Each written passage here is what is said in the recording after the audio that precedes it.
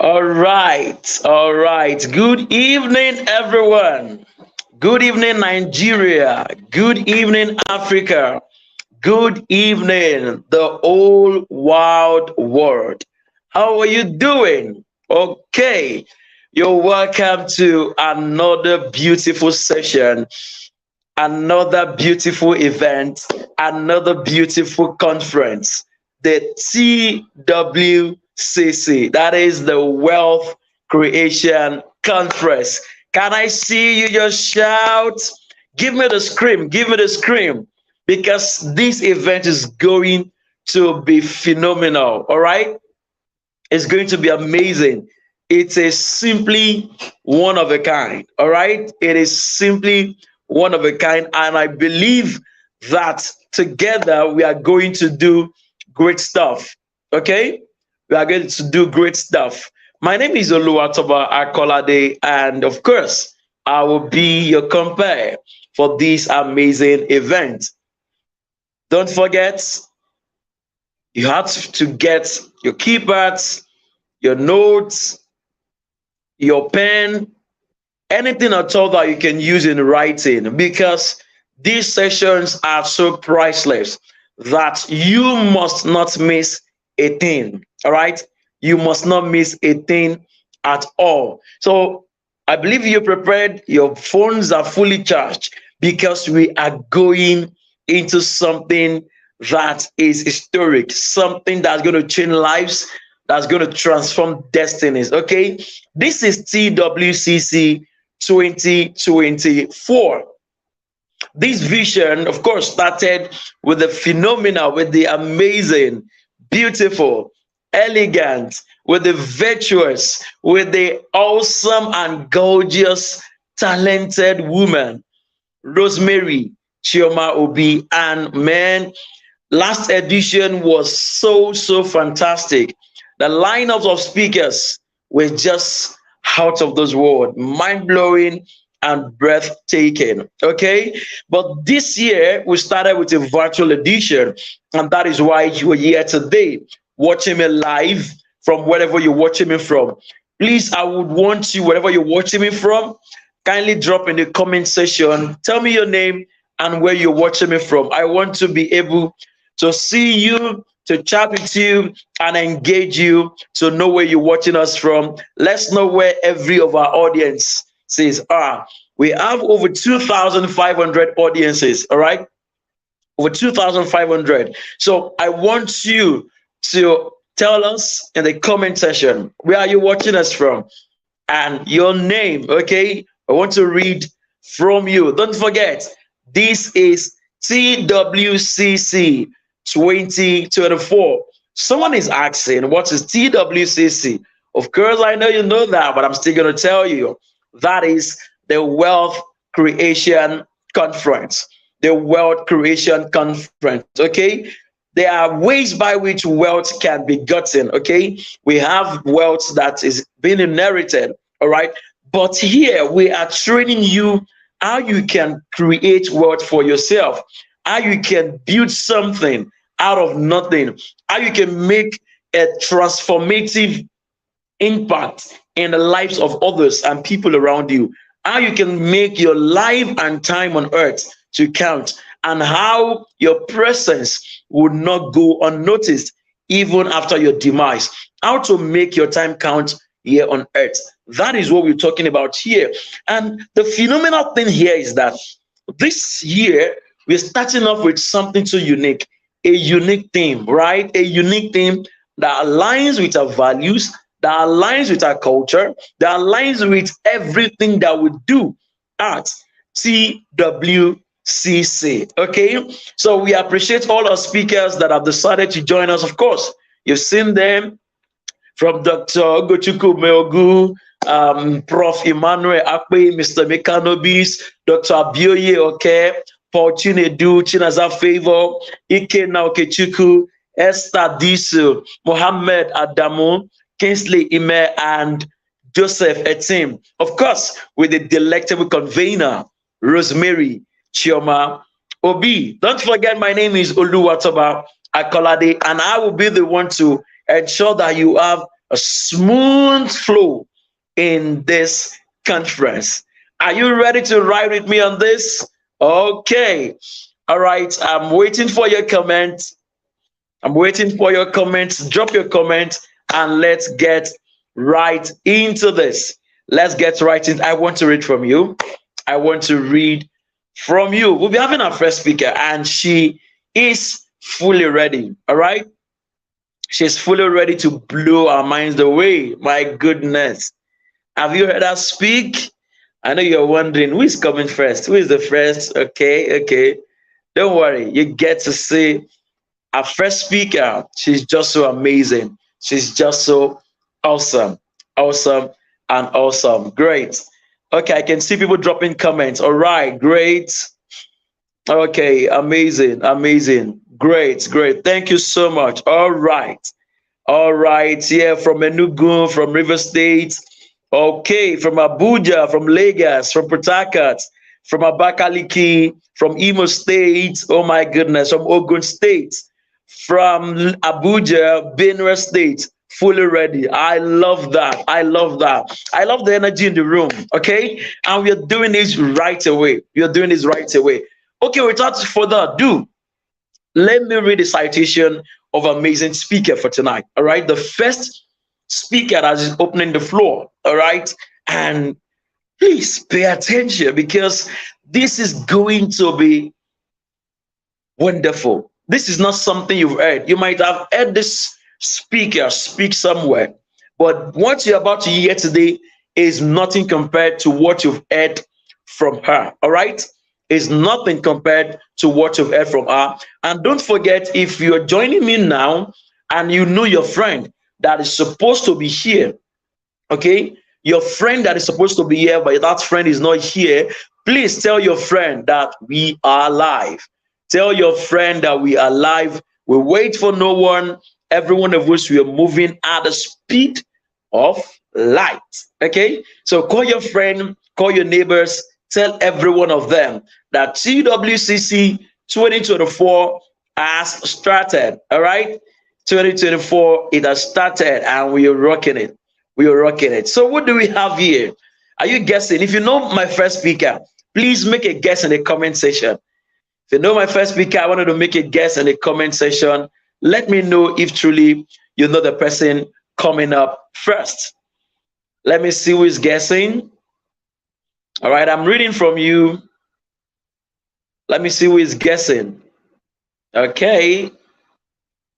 I'm waiting to read from you. All right, I'm seeing the guesses coming in already. Should I spill it? All right, let's get right into it. Okay, let's get right into it. So who is our first speaker for today? Drum rolls.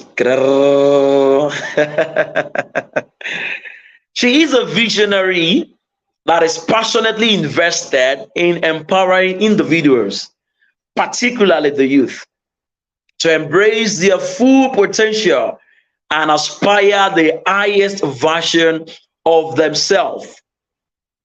With a profound dedication to personal transformation and positive social change, she ignites the flames of self-discovery and empowerment in the arts worldwide. She is a highly skilled communications expert. She is the founder of James Part, a multi-dimensional company that is committed to refinement in communication skills, leadership skills, and social etiquette and elegance. She is also the lead instructor at its educational arm, James Part University. An accomplished author, she has penned 2 life-transforming books, Who Are You Really? And Dear Young One. The latter has reached over 15,000 youth worldwide with valuable evidence of transformation from our readers. Additionally, she serves as the youth ambassador of the La Roche Leadership Foundation, founded by the esteemed former governor of Lagos State, Dr. Akinwumi Ambode. Her influence extends to being a brand ambassador for Warita, one of Africa's leading publishing companies. In recognition of her literary contributions, she was honored as one of the top 100 plus authors in Nigeria by RRANA in 2023. Please keep giving a virtual round of applause for our amazing speaker. She was recognized as an illustrious writer in personal development and academia by Bewa Africa, while also being named the 2022 Outstanding Young Personality of the Year by TIBA. Furthermore, she received the Industry Leader of the Year award from Sewin Africa. In 2023, she was bestowed the prestigious Impact Women in Leadership Award by the African Leadership Hub and several others, driven by a deep desire to restore hope, love, compassion to humanity. She believes in effecting change, one person at a time. Her fulfillment lies in witnessing individuals embrace their highest expressions and live their best life. Ladies and gentlemen, who are we talking about? Our first speaker, none other than the phenomenal, the elegant, the powerful, the awesome, the gorgeous Chinaza Favor. If you're expecting her, please, I want you to welcome her in a grand style. Before she comes up on stage, please, I want you to welcome her in a grand style. Just give me the emojis that you have. Every emojis that you have there. Every emojis that you have there. Just keep giving it. All right. I want us to welcome her in a grand style. Welcome her in a grand style. Welcome her in a grand style. Please keep clapping. Keep clapping until she joins us. Keep clapping. Keep clapping, keep clapping. Yes, she's joining.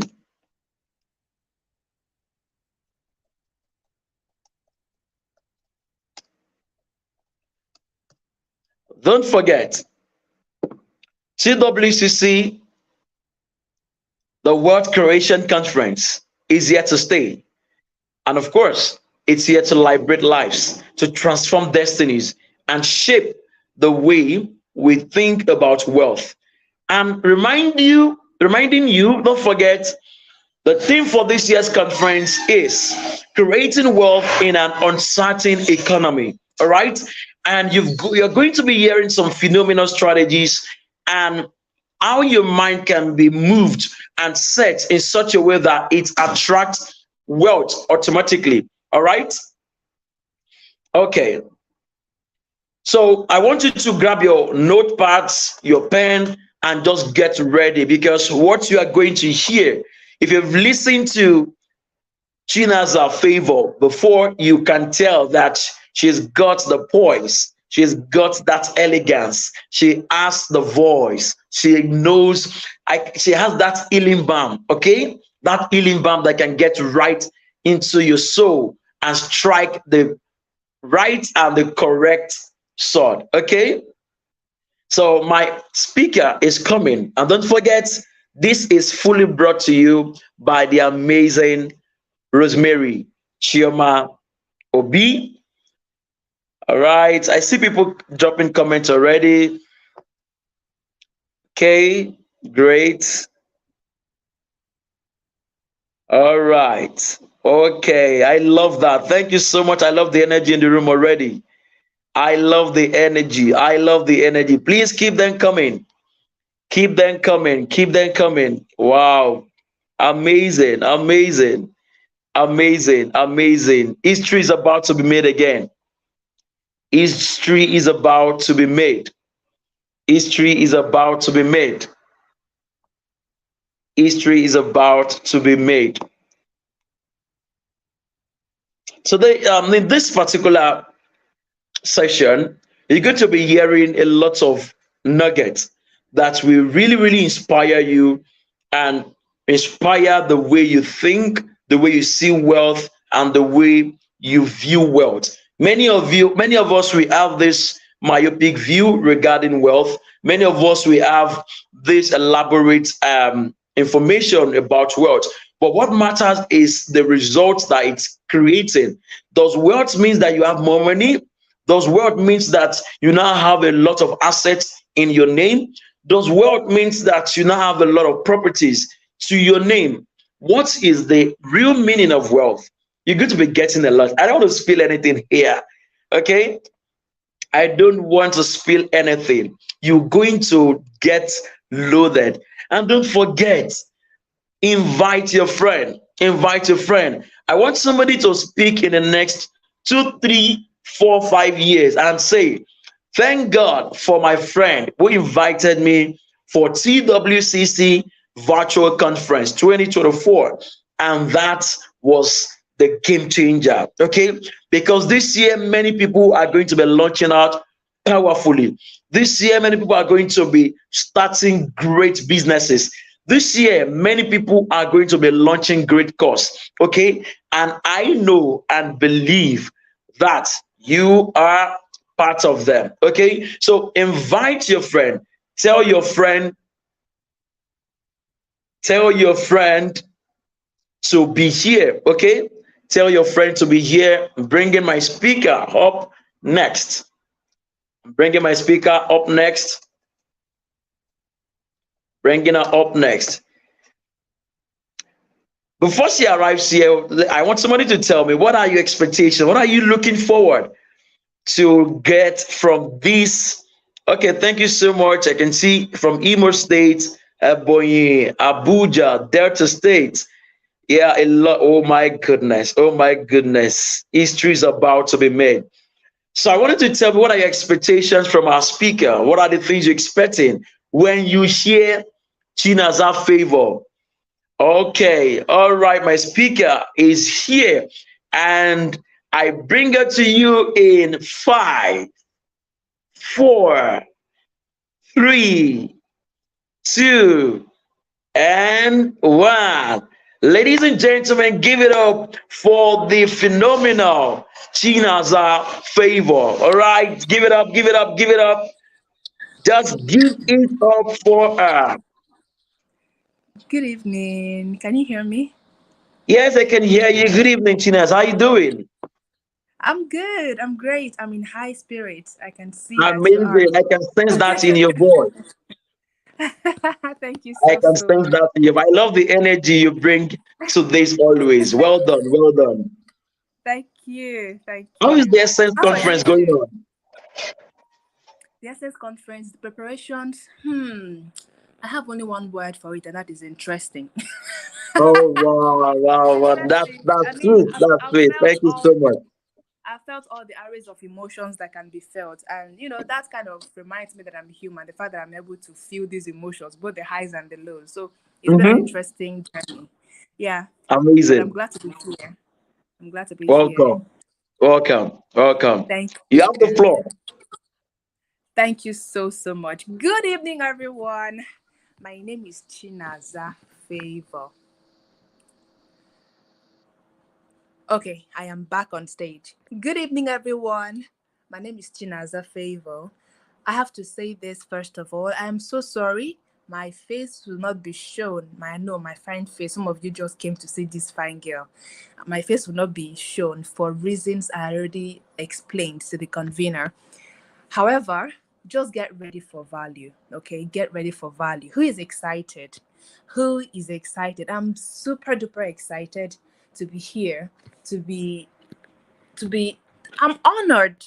You know, to be the first speaker to open the floor, to be the speaker to open the floor for the Wealth Creation Conference, the virtual edition of the Wealth Creation Conference. If you're excited, just let me know that you're excited. Who is ready for a deliverance this night? I was going to sound like a pastor.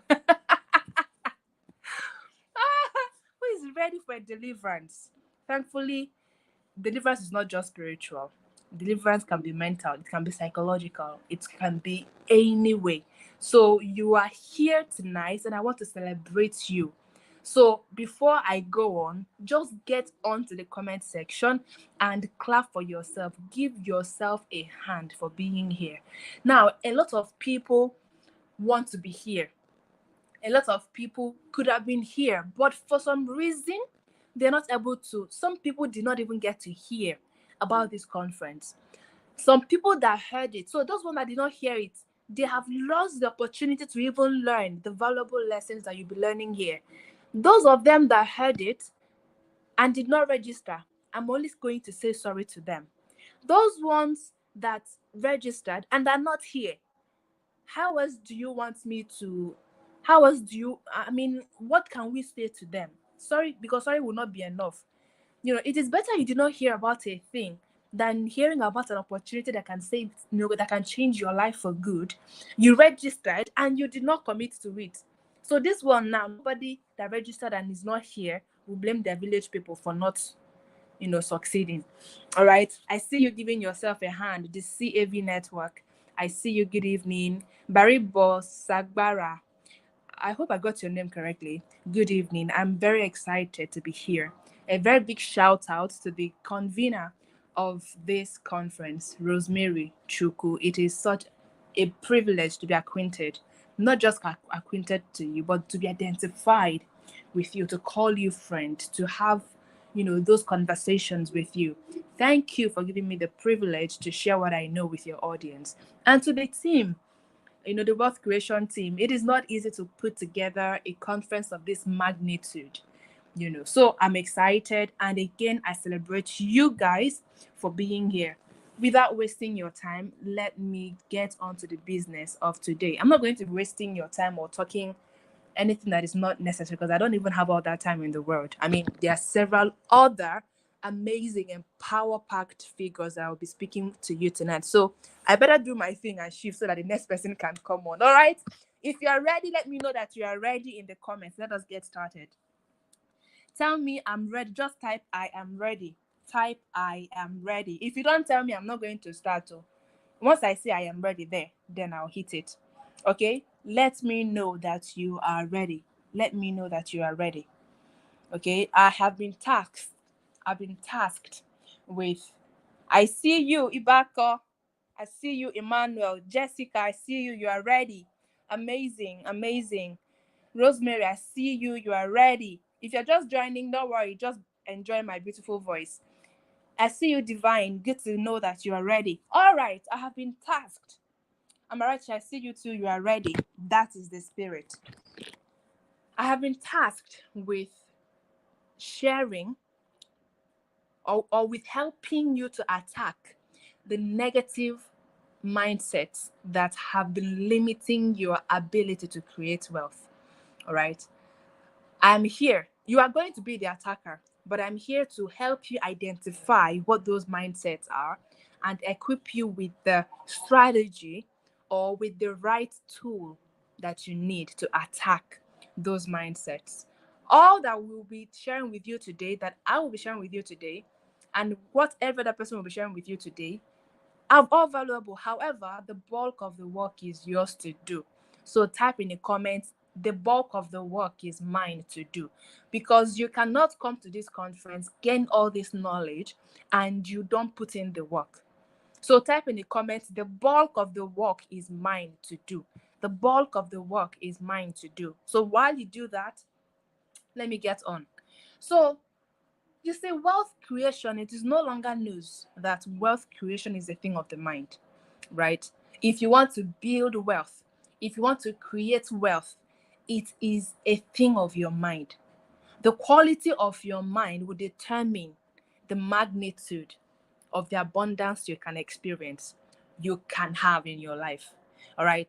The abundance you allow in your mind will determine the abundance that will be reflected in your physical experience, in the experiences that you have in the physical sphere. All right. Wealth is first spiritual before it is physical. Whatever you have not created in the spiritual realm, you cannot create in the physical realm. Whatever you have not allowed in your mind, you cannot experience or expect to see with your eyes. Whatever you have not seen with your spiritual eyes, with your mind's eye, you cannot see with your physical eyes. I hope somebody is taking note. So, wealth is no longer hidden, that it is a thing of the mind. So, we could have just started with telling you, oh, wealth is a mindset. It is already a mindset. If you are here for me to tell you that wealth is a mindset, you're not in the right place. I think it was a mentor of mine that, I was part of a crossover event, and this mentor, my mentor's mentor, he came on and he said, if you are here and you're expecting me to tell you the importance, or to teach you about goal setting, discipline, vision boarding, you are in the wrong place, because you should have gotten that knowledge. In fact, by now, I shouldn't be talking to you about discipline. I mean, it should be very clear to you that before you make progress, that for success to happen, you have to have a vision, right? And for that vision to be actualized, you have to be disciplined, right? He said it, and it sounded kind of, it stung a little bit, but it was the truth. He said, at this point, I'm here to explain to you spiritual principles that will guide you, not to teach you what primary school students are being taught. So I'm not here to teach you that wealth is a mindset. I'm here to show you the beliefs, the mindsets you have about wealth that are limiting you from creating it. All right. And to get right in, I'm not going to beat about the bush. The first one is the scarcity mindset. The what? The scarcity mindset. You are believing that, there is not enough to go around. And this is not in any particular order. Okay?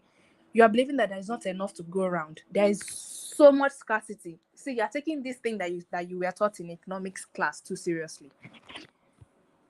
There is not enough to go around, actually, but your own business is to have enough to go around you. The scarcity of resources is why you're studying economics, and the reason you're studying it is how you can take enough to yourself, so you can have the abundance of the scarce resources. Is this making sense to anybody?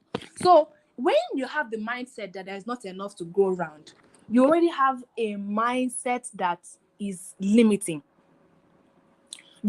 So because you think that there is not enough to go around, let me paint this an analogy to you. For you, there's a stream, all right, and you are told to come and fetch water from this stream. But you look at the stream and you think it is very small, like it's not enough to go around. So you go with a cup. You go with what? A cup, just to quench your thirst. But on getting to the stream, you see people coming with 100 gallon, 100 liters of gallon, 100 liters container to pack water. And then you're like, what is going on? Yes. And if you stay there, you see many other people coming with 100 liters container, taking water, and that water is not finishing.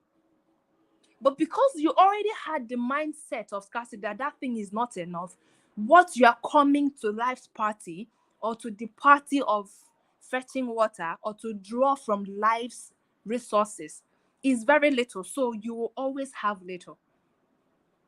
What do? What are you going to do about this? Adopt an abundant mindset. Have an abundance mindset by focusing on opportunities for growth and, expressing gratitude for what you already have. Okay? Have an abundant mindset. A mindset that sees plenty. A mindset that always sees opportunities. If you don't think that there are opportunities, you will not be able to see opportunities. It starts with your mind. So these are unlikely mindsets that are stopping you from going for opportunities that are guaranteed to help you or to make you create wealth, but you're not going after them. So the first one is scarcity mindset. You have to deal with it, because life will always deal with you according to what you give to it. Do you get me? If you come with big container, you fetch much. If you come with small container, you fetch more, you fetch little. You fetch just enough to, fill whatever container you're coming to life with. Do you get this? All right. The next one is your fear of failure. Your fear of failure. You're afraid of losing money. So because you're afraid of losing money, remember, you're talking about mindset that limits you from creating wealth. Because you're afraid of losing money, you don't take risks and you don't make investments. All right. Because you are afraid of failure, you don't take risks, business risks, and you don't take investment risks. And for you to actually hit it big, you have to be a risk taker. Those who play it safe in life don't really have much. They don't really have much. But if you decide that you're going to be a risk taker, but not taking careless risks, you have to start taking calculated risks. Okay, start taking informed risks based on what was before, what can be, how can I position myself. Not just waking up one morning and you won a jackpot, and you don't look at the financial investment you want to make to see how it can be profitable, how long you can wait for it to be profitable and all that. You don't throw money around. You take calculated risks, but you must start to take risks. Okay, the man who seems to succeed the most is the man who has failed the most. The man who recorded the most success is the man who has recorded the most failures. Because failures is how you learn most of the time. In fact, science is so much in love with failure, because when you try a theory, an experiment, and it fails, you propound, you form a hypothesis. Science is always hoping that you fail, because that will be one less thing to worry about. Right? That is risk. Those are risks. So every theory in science is subject to criticism, and is subject to being debunked. And everyone accepts it in the science community. So why don't we as humans, for the progress of our own life, learn to be open-minded when it comes to, living life, to be open to taking risks that serve us. And of course, you will lose some, but you will also gain some. If you never hit, if you never what's the word now? If you never aim at a target, you miss all. So you have to learn to shoot. The more you learn to shoot, the more you're able to hit the bullseye. So learn to take calculated risks. Make peace with failure. It can be a learning, more opportunity. Revamp your perspective around failure and about failure. Okay, and always take it as an opportunity for growth. All right. The next mindset that limits you from creating wealth is overemphasis on saving. Overemphasis on saving. So some of you think that creating wealth is just saving money, right? You save and save and save and save and save and save. You're in Nigeria. If you're in Nigeria, I don't have to tell you the risk in saving your money. I don't have to tell you the risk. If you save your money, the same money you saved in January, by March, that money has lost value. It's the same quantity, but the value has reduced because of inflation. But some of you think that you just have to save only. So you are hoarding money. You are hoarding money rather than investing it due to fear of loss, due to fear of failure.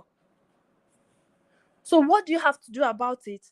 Understand the value of investing as a means of creating wealth. Investment is how you make your money work for you. It's how you multiply money. Okay? So I'm not saying you should not save. Of course, you should save to invest. Don't save to keep. Save to invest. Save to invest. So don't hoard your money. Learn about different types of investment, and diversify so that you can spread your risk. I'm not going to talk about, investment and all that. I'm sure there's a session dedicated to this specifically in this conference. So keep your eye out on investment. The next one is entitlement mentality. I know you don't expect all these mindsets. You don't expect these points I'm raising because you don't really pay attention to them. You see, entitlement mentality will keep you at a place for the rest of your life if you don't deal with it. That is, you believe that you deserve wealth without effort or strategy. You feel entitled to wealth without you doing anything to merit it or to deserve it. Hey, this is different from calling forth, affirming your capacity to create wealth, right? It is different. This is when you are absolutely entitled to the money of other people, to the wealth of other people. You have not done anything, but you somehow are so delusional that you deserve my wealth. How now? No, but you be that. So you don't want to do that to yourself, because as long as you keep talking and pushing the responsibility to better your life to someone else or someone else's hands, you will remain at a spot for life. Unless that is the life you want to live. You don't want to do that to yourself. So what do? Develop a very strong work ethic. A very strong work ethic. Take responsibility for your life and develop a very strong work ethic. And have this understanding that wealth is a result of hard work, smart work, planning, persistence, resilience, perseverance, and all that. Wealth doesn't just come on people. See, people can accidentally stumble on money. People can accidentally get rich. But you see, wealth is not stumbled upon. Wealth is intentionally built and created. It's intentionally created and built. One comes after the other. Okay, so deal with that entitlement mentality so that your children don't grow to blame you. And of course, you will give them that blame mindset too. So it becomes a cycle of blame. Don't do that to yourself. Don't do that to your children. Okay? The next one is fear of success. We don't really talk much about this. Talk much about this. So because you are afraid of success, let me share with you how it is different from the fear of failure. When it comes to fear of failure, you are afraid of doing something and it doesn't go, and it's not, and eventually doesn't go the way you want. So you are afraid of that failure. You're afraid of the shame that will come with not seeing your plan through or seeing your plan fall through. So you don't do that thing. On the other hand, the fear of failure is when you know that this has the potential to be successful, that you have the potential to create wealth, you have the capacity to create wealth. So you just have to build the capability to create wealth. But you are afraid of the change that having wealth will bring. So this fear of success is kind of tied, a little bit related or kind of similar to the fear of the unknown, fear of change. Because you know that your circle will change, the quality of your life will improve. But it's a change, whether it is positive or negative, change is change. And if you are like me, I don't like change that much. So when I see opportunities for growth, I run away. That is Chinazao. I have never to identify that this is a fear that I have, and it's a valid fear. However, I am working towards overcoming that fear. I don't have any fear of failure. I can do something and it fails. I'll be like, okay, next. But when I see that thing has the potential to succeed, to be successful, I kind of sabotage myself. So if I see that meeting this person is going to make this project go very well, subconsciously I find myself sabotaging every opportunity to meet that person. When I'm supposed to create a slide, I don't create that slide because I know that creating a slide will make for a successful presentation, which will make that, maybe if it is a fund, if it is funding that I'm looking at, that I'm looking for, or partnership or anything, I know that if I do all I have to do, it's going to go well. But I don't, because I'm afraid of the change that will happen, that will come to me if all things go well. And this is just as dangerous and deadly as the fear of failure. So you have to address, part of the things you need to address with this fear of success is any self-esteem issue that you have. Okay? And visualize success and the positive changes it can bring to your life. Don't just look at change as just change. Of course, your life will change. Your life will change for better. But visualize, make it concrete, the visible, the positive change that your life can experience, that you can have if all things go well. That will help you to go for what you need to go for, to apply for those opportunities, to apply your strength, your grit, your resilience, to remain on that course until it works, because you know it's going to work. Based on the information you have and all that has happened so far, you know that if you remain in this project, it's going to go well. The projectile is looking really good. So you visualize the beautiful life you can have and keep it in your face all the time so that you don't jeopardize your chances at having that beautiful life. Am I making sense? I know that my face is not showing, but I hope you are getting what I'm saying. If I'm making sense, please drop in the comments. Let me know that I'm not alone here. Let me know that I am making sense. Say making sense. Type making sense in the comments. Team, please spotlight or highlight the comments. Making sense. I want to see making sense in the comments. Iba Kokelechi, yes, you say I'm making sense. That's awesome. That's awesome. Matthias, yes, you're making sense. Awesome. Thank you very much. Benjamin says I'm making sense. Okay, good. Thank you very much for the feedback. Miss Omachi says I'm making sense. Okay. Thank you so much for that. Another mindset that limits you is short-sightedness. Okay? You're very short-sighted. You are always about instant gratification, immediate gratification, right? Immediate gratification. So you don't even think long term. It's always about what is, living in the moment. Living in the moment is very, very good. However, it can stop you. It can hinder you from planning, from having an extensive plan that serves you in the long run. So you want to cut down on your impulsive buying. Before you buy anything, you ask yourself several questions. How does this serve? Do I really need this? On a scale of 1 to 10, how much do I need this? Of course, you won't always have to buy your needs. There are sometimes you want to buy some things that you want. Okay? So have a want box, have a need box.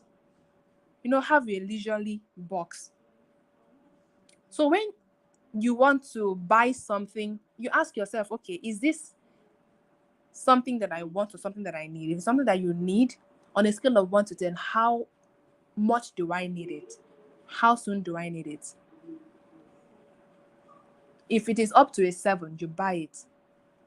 If it's up to a 6 or a 5, and it's something that you can keep for later, you keep it. This is how to, deal with impulsive buying. When it comes to want, you see something, maybe you are at the mall and you see something that you really like.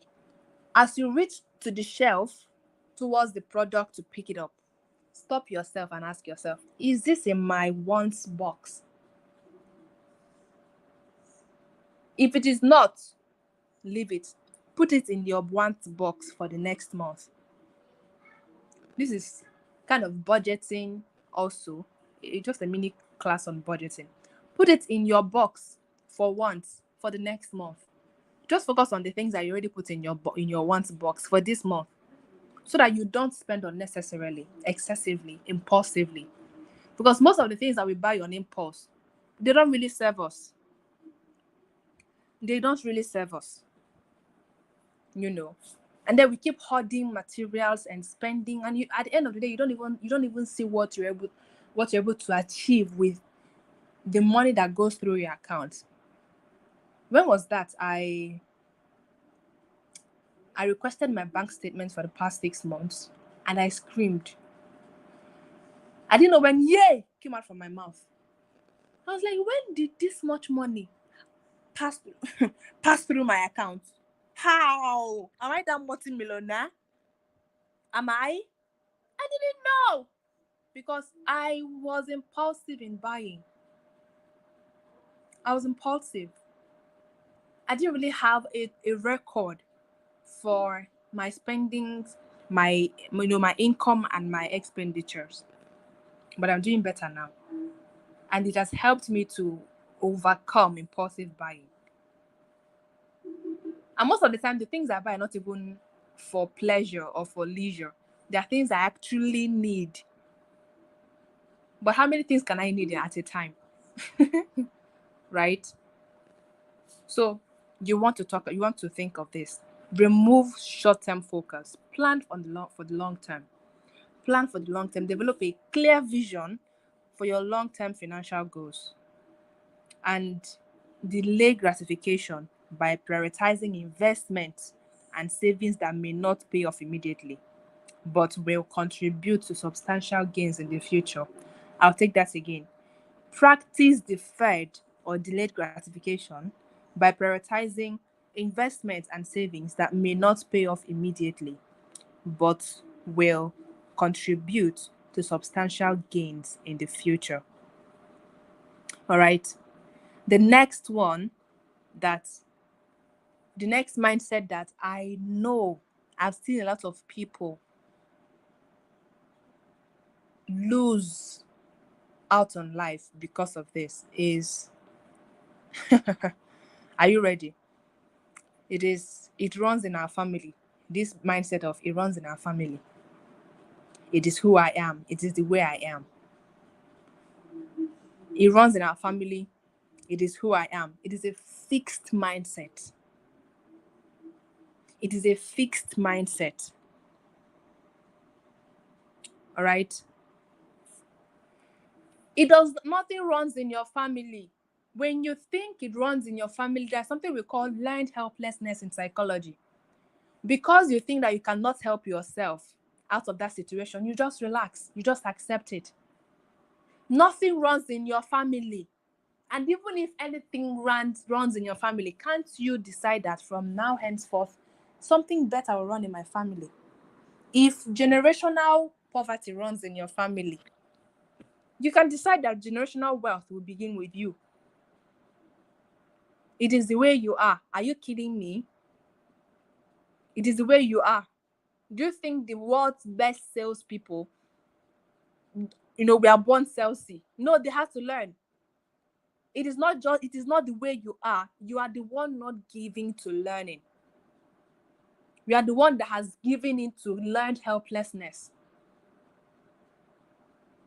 You are the one that has given up so much that you don't even want to learn the knowledge, to gain the knowledge that will help you get to the next level of your life as far as finances are concerned.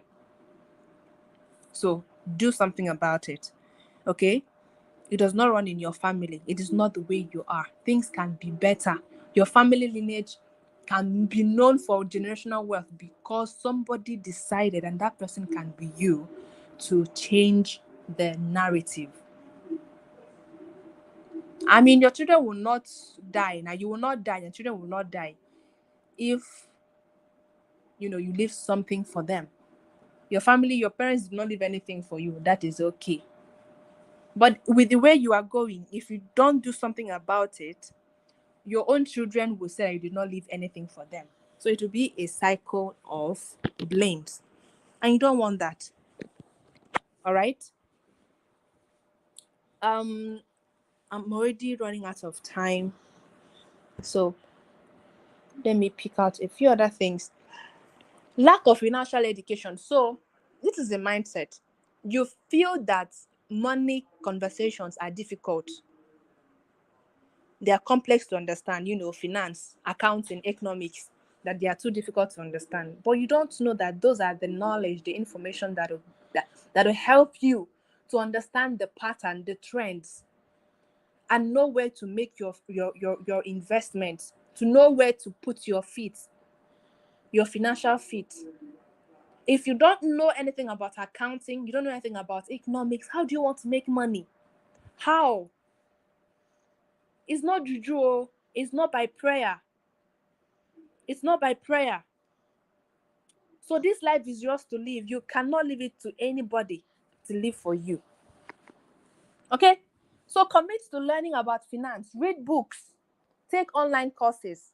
Attend workshops. Knowledge, like we say, is power. But the application of that knowledge is also important. But there has to be a knowledge that will be applied. So learn how to make money, how to manage money, and how to multiply money. The last one that I can share here is being given to mediocrity or perfectionism. Now, if living an average life is the life you want to live, that is okay. Okay? Just don't talk about creating wealth. Just live, just a good enough life. But giving to mediocrity, just good enough, and you're claiming you want a perfect life, a wealthy life, you want to live a wealthy life, you are just shooting yourself in the foot. You have to improve, get better. And being given to perfectionism is going to keep you at a spot, because you keep on trying to, to fine-tune before you launch. You keep on fine-tuning that business idea. You keep on fine-tuning that proposal. You keep on fine-tuning that letter, and you never get it, they never get sent out. Your plans never get launched because you are too busy trying to get it perfect. Launch already and see where it leads you. The final thing also is resistance to change, especially technological advancements. Oh, I'm not a social media person. I'm not the AI type. You see all this AI thing. I don't want to even be a part of it. I've not even used ChatGPT. Clap for yourself. You've not used ChatGPT since it came out. I should give you an award for not using ChatGPT since it came out. No, you don't do that. Okay? You have to be given to change, be adaptable, be flexible, so that when trends come up, you can easily fix yourself in and progress. But if you don't do this, people will come and pass you, and then you keep on blaming your village people for not progressing. Meanwhile, you are your own village people.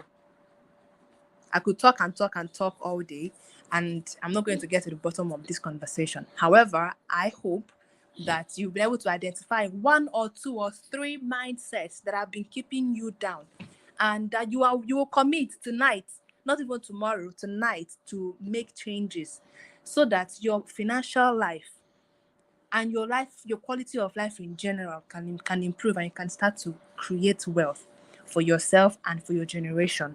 All right. Thank you very much.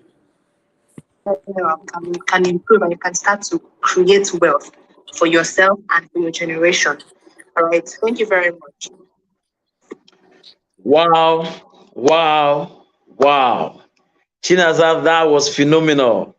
Well, I didn't. I was not disappointed at all. I was not disappointed, and that's because I can tell that you were so loaded. You're so loaded, and tonight you've proven to us once again that you really, really do know your onion. Thank you so much for your time. Thank you Thank so you much very much. for sharing from your wealth of knowledge. We really, really do appreciate this. Thank you. Thank you, thank you. And the cross of it all, you already said it in the beginning of your session that the bulk of all this thing lies with me, lies with Yeah. you, lies with Yeah. everybody that is doing this. So, to the audience who've got it already, for all these mindsets, they will not work unless you work. Okay, so Yeah. don't put them to work; they remain so. Okay, thank you so much, Chinaza Favor, for sharing with us. It was a great, great, great time learning about all these amazing mindsets from you. And I am promising you that we are coming back with testimonies. Okay.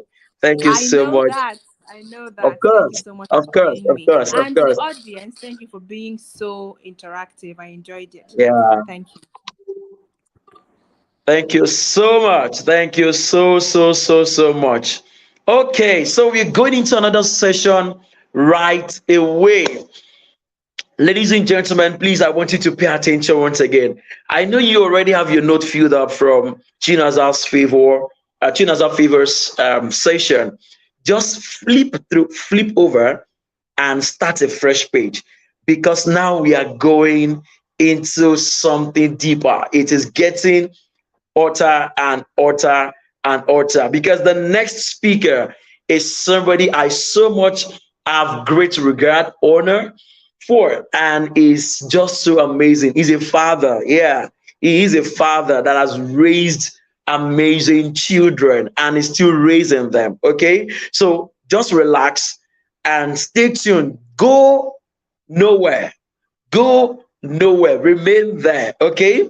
If your phones are not charged, get your power bank and charge. Okay. Because this is getting interesting. Who is my next speaker? Let me read the bio. Probably you can guess from there. He's a leadership trainer and a goal setting expert. He's a John C. Maxwell certified coach, public speaker, and trainer. He's recognized as one of the most sought after inspirational speakers in the northern Nigeria and a force in leadership, success, and the winning mindset. As a top notch award winning leadership and mindset coach, he has spoken on several and essential life mastery topics, including leadership, goal setting, value creation, decision making, service, and so on. He has also facilitated result oriented training sessions for organizations and institutions, respectively. This is shocking. He is the convener of the Winning Mindset, a fast growing personal development platform in northern Nigeria that is committed to inspiring possibilities, initiating dreams, and birthing realities in lives.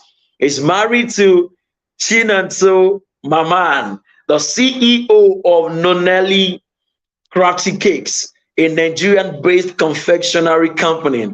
And together they have two kids, David, Destiny, and Zara, Janina Maman. Ladies and gentlemen, with your virtual claps, let's make welcome the powerhouse, the enigmatic leader, the ebullient leader in our midst, none other than Mr. Elisha Maman. Please celebrate him as he comes up live. Celebrate him, celebrate. I want to see your virtual claps. I want to see them. I want to see them. I want to see them. Thank you, thank you. Thank you so much for bringing it on. You're welcome, sir. Good evening. So you're muted.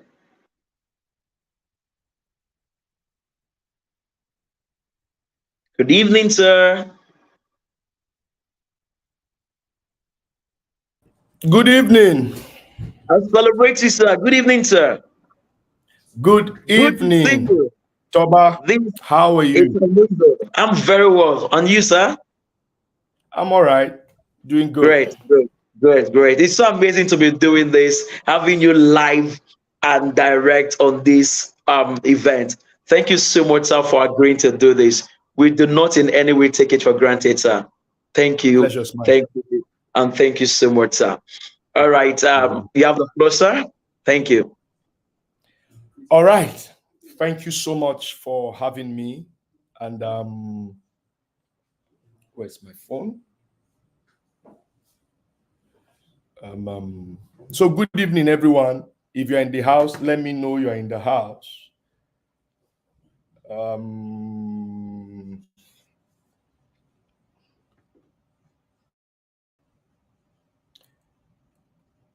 1 minute. Let me observe all existing protocol. All right. So we have gathered together for the Wealth Creation Conference, and it's amazing to know that our lives can actually change if we give in to specific information that is being taught in this place. There is just enough time for us to say the things we are saying, but at the same time, it is important that we apply our hearts to the instructions. So to our host, I am grateful for this opportunity. I call her my mentor. I appreciate this opportunity, and I hope to add my own share and contribution to all that will be said over the weekend. My topic is building strategic relationship for wealth creation. It's a building strategic strategic relationship as a currency for wealth creation. The emphasis here and the most important thing here is the fact that we are talking about building strategic relationships. First things first, you must understand that there are certain things that are important and there are certain things that are not important. You must also understand that there are certain things in your life that are fundamental, meaning they are required for other things to happen in your life. Number one, what you know is basic but major in what you're going to become. What you know is basic, but it is major in what you are going to become. Number two, who you know is fundamental to what you are becoming. Why? Every one of us require reference. Every one of us require a reference for transformation. And lastly, what is in your hand? There is always something available to each and every one of us per time that can alter our lives. And taking note of these three things, it can take you further in life and it will change you. Information, gifts, or what we call talents, and relationships. So my focus tonight will not be gifts. My focus tonight will not be information. My focus tonight will be relationships, and relationships that are strategic. Why? Not every relationship in your life is strategic. And when we talk about strategic, we're talking about planned. When we talk about strategic, we're talking about calculated. When we're talking about strategic, we're talking about deliberate. When we are talking about strategic, we're talking about advantage. When we are talking about strategic, we're talking about long term. So when we say you are in a strategic relationship, we are saying you are in a relationship that is planned. You are in a relationship that is calculated. You are deliberately in that relationship. And that relationship is an advantage, or has an advantage, or can give you an advantage. And that relationship has capacity to help you in the long term. What is relationship? I've talked about strategic. What is relationship? Relationship is the way in which two things are connected. In our case, the way in which two people are connected. Now, when we say two people are connected in a certain way, we are saying that we are all not connected the same way. There are connections by blood. There are connections by business. There are connections by romance.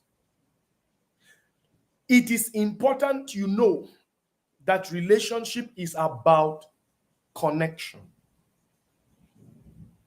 So what is now a strategic relationship? I've talked about strategic, what it means. I've talked about relationship, what it means. A strategic relationship is a planned and a deliberate connection between two or more people for the purpose of achieving a long-term objective, for the purpose of achieving a long-term goal. So it's about a planned and deliberate association with a plan, with an intention to achieve a goal in the long term. That's what it means. And so, in the next 30 minutes or 40 minutes, so based on my time, I want to talk to you about the nature of relationship and then how to develop relationship that will pay you in the long run. Now, the first and the most important thing I like you to know is that there are only two kinds of relationships. Only two kinds. It's either romantic or non-romantic. It's either transactional or transformational. I repeat, relationships are either non-romantic or romantic, or transactional or transformational. Please take note. And so every relationship you enter, it is either you are in a relationship that is non-romantic. For example, a mentorship relationship is non-romantic until you convert it or make it so. A mentorship relationship is not designed for romance, except you are mentoring your wife.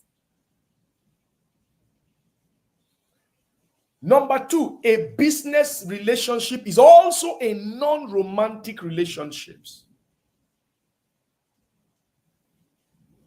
A business partnership, except you are a business partner again to your wife. Now, a romantic relationship is basically a marital relationship or a relationship that is gearing towards marriage. Number two kind of relationship is the transactional or the transformational. A transactional relationship is an intentional relationship with one goal. What am I going to get? While a transformational relationship is a relationship with one goal. What can I contribute?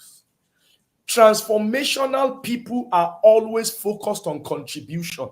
Transactional people are focused on compensation. When your relationship is about transaction, then it is about what you will get. It is about reward. It is about compensation. But when your relationship is about transformation, it is about contribution. It's about what you can give. It's about what you are bringing to the table. It's not people demanding you bring something to the table. It is you becoming deliberate and intentional in that relationship that you will bring something to the table. So, having said that, relationships. What is the nature of a relationship? Number one, a relationship is actually a currency. A relationship is actually a currency. And when we say a currency, currency is a type of money. Currency is a type of money. Currency is not money itself completely. Currency is a type of money. And currencies take many forms. For example, in Nigeria, currency take the form of naira and kobo. In America, it takes the form of dollar and cents. In Europe, it takes in UK, it takes pounds and pence. In the other part of Europe, it is in euro. So currencies are different in every places. But relationship as a currency is universal in nature. And that's what makes it powerful. Relationship as a currency is universal. So what relationship can do for you in Nigeria, relationship can do for you in America. What relationship can do for you in China, relationship can do for you in Russia. Relationship is potent everywhere at every time. So it is a kind of currency. And again, when we talk about currency, we are talking about something that can facilitate exchange. We are talking about something that can facilitate exchange. Relationship have capacity to buy you stuff just like money can buy. Relationship have capacity to give you access to certain things in life just as money can. That's the first nature of relationship. It is a currency. I said currency is different from money because money is any standard and acceptable form of payment. It used to be cowries in Nigeria many years ago. It used to be iron. And then it changed to naira and kobo. Once it's standardized and accepted generally as a form of payment, it is called money. But when we say currency, we are saying it takes a form and it has utility. It takes a form and it has utility. The second nature of relationship. My topic still remains building strategic relationship. So we're trying to understand relationship. Many of us don't even understand the relationships we are in. Many of us don't understand the concept mentorship. Many of us don't understand the concept leadership. Many of us don't understand the concept of parenting. They are all relationships. Marriage, friendship, acquaintanceship. The second nature is vehicle. Relationships are vehicle. Just like a ship moves you from one place to another, that is what relationship does.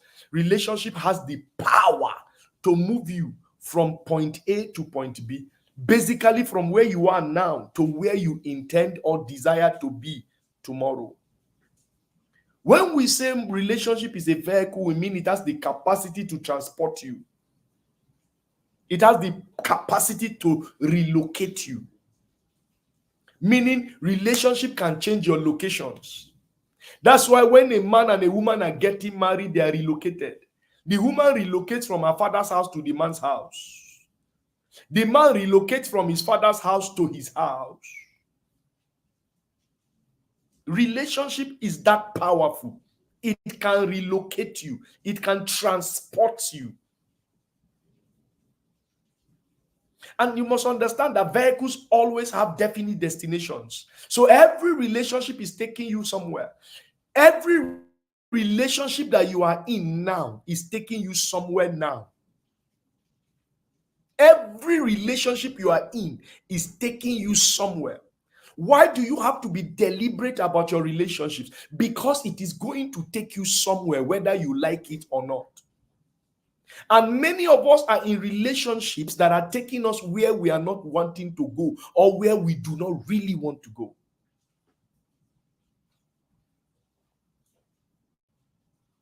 So it's important. Very important. Very, very important.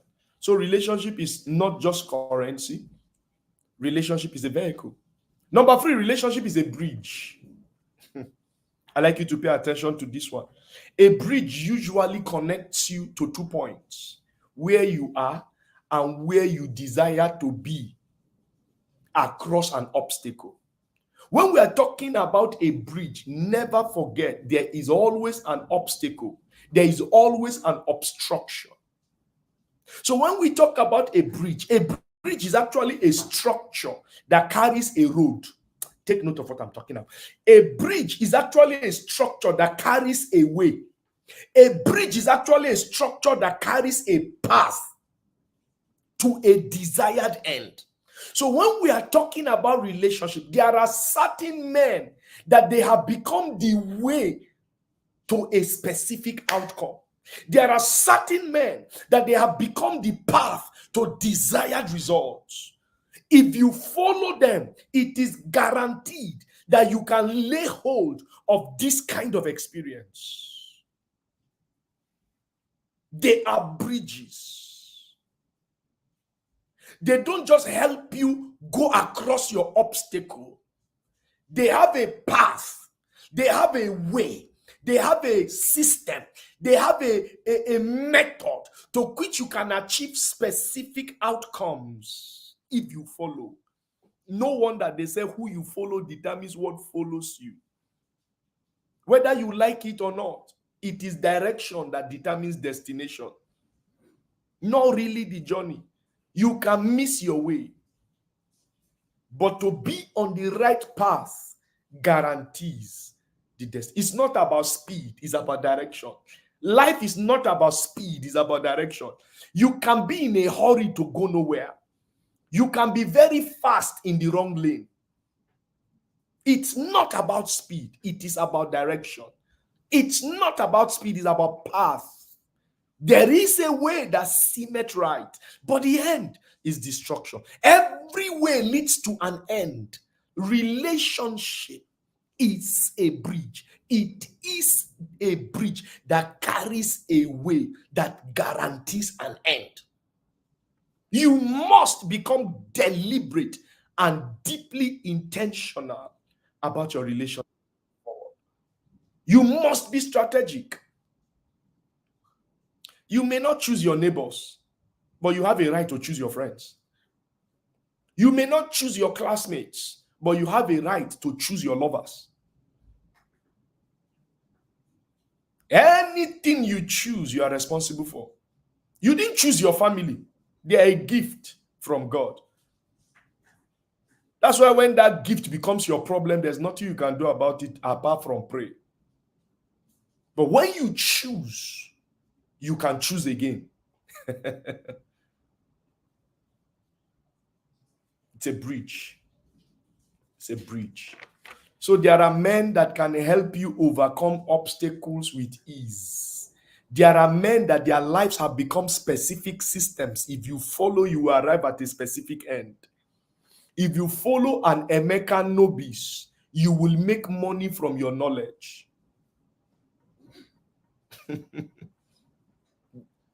That's true.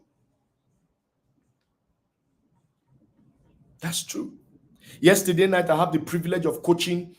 In my paid coaching, I have a privilege of spending time yesterday night with one of my clients, and he shared a wonderful testimony, and I told him I will share it here, and I have his permission to do that.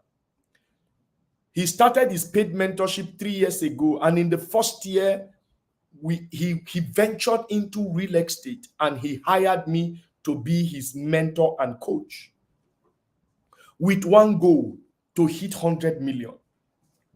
In that first year, we didn't even do 30 million. In the second year, he renewed his contract. In the second year, by November, we did 522 million in sales. And in 2024, as at yesterday, he has done 678 million in sales. One sale, 580 million. One sale exceeded the entire 2023 mentorship relationship. I became the bridge. I offered him a path. I offered him a way. I offered him a system to engage to reach a desired outcome. It was from 100 million that we set a new goal of 5 billion. Relationship. It has to move you from one place to another. It has to raise you from one level to another. It is not strategic if your long-term objectives will not be achieved. It is not strategic if it is not improving your life, if it is not enhancing your life. It is not strategic if your reputation is not getting better by it. It is not strategic if it is not adding value to your life. It is not strategic if it leaves you the way it met you, even though no relationship leaves you the way it meets you. Every relationship carries some level of influence. Evil communication truly corrupts good manners. The question as I begin to tie up tonight is how do you develop it? What do you need to start doing from now to develop these relationships? The first most important thing when you want to develop strategic relationships, the first important thing is to define the relationship. You see, there's a lot of mistakes we do today. We treat every relationship the same. All relationships are not the same. It is definition that determines role. It is role that defines responsibility. And it is responsibility that secures reward. So until you define a relationship, your role will not be clear. And as long as your role in that relationship is not clear, your responsibility will not be clear. And as long as you are not responsible in a relationship, that relationship cannot reward you. That relationship cannot bless you. That relationship cannot become valuable to you. Define your relationship. Is this a mentorship relationship? Is this a romantic relationship? You cannot be doing in mentorship what should be done in romantic relationships. And if you are in a romantic relationship, you cannot turn your wife to be, or your wife to become your mentee overnight. You will scatter your life and scatter your home. Define it. What kind of relationship are you trying to build? Is it a mentorship relationship? Is it a leadership relationship? Is it an apprenticeship? Is it a partnership relationship in business? Is it romantic? Is it a colleague? Is she a colleague? Is she family?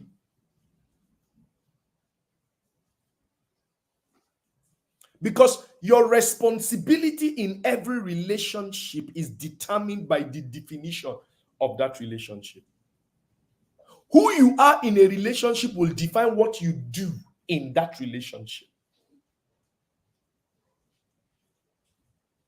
It's very important. Because until you have defined, you will not be responsible. Until you have defined, you will not be responsible. That's number one. Define it. And you see, defining it will sort out issues like roles. Defining it will sort out issues of responsibility.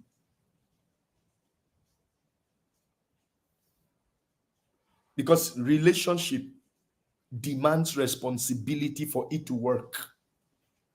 Relationships, all partners in a relationship have roles, and their roles require responsibility for it to work.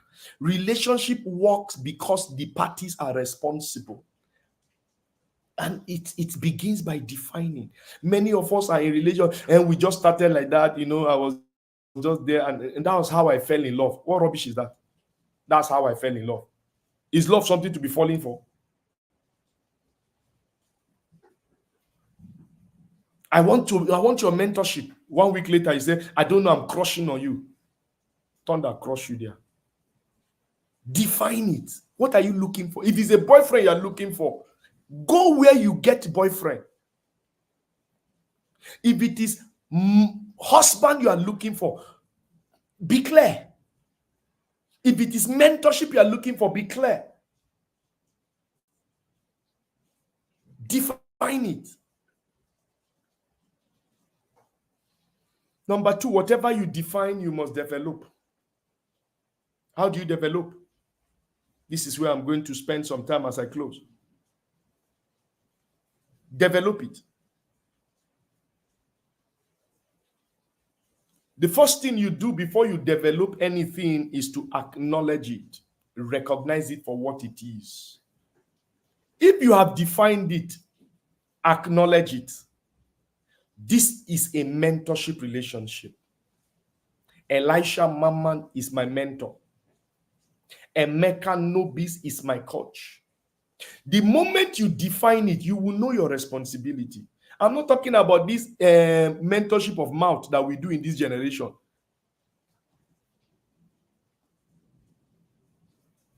Acknowledge it always.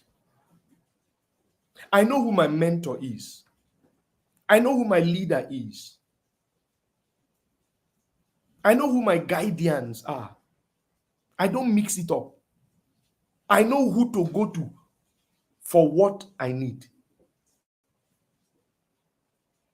Acknowledge it. Sometimes you acknowledge it by simply saying it exactly as it is. You know how painful it is? You want to introduce your fiancé to somebody and you say, meet, she's just my friend. You know that night, you won't sleep well. Because she's going to have that talk with you. Am I really your fiancé or your friend? Don't waste my time. How you acknowledge a thing is important. Number 2, contact. Every relationship needs physical contact to thrive. A true relationship cannot thrive virtually only. It must require physical contact to happen. Oga, salt will never have influence over soup virtually. You must put that salt inside soup. You cannot carry salt and be putting it like this, say soup, look at the salt, look at the salt. You cannot Bluetooth soup. There are a certain level of influence that cannot happen virtually. I repeat, there are certain level of influence. There are certain level of transformation that cannot happen virtually. Contact. Because it is strategic, plan it in such a way that you will have physical contact.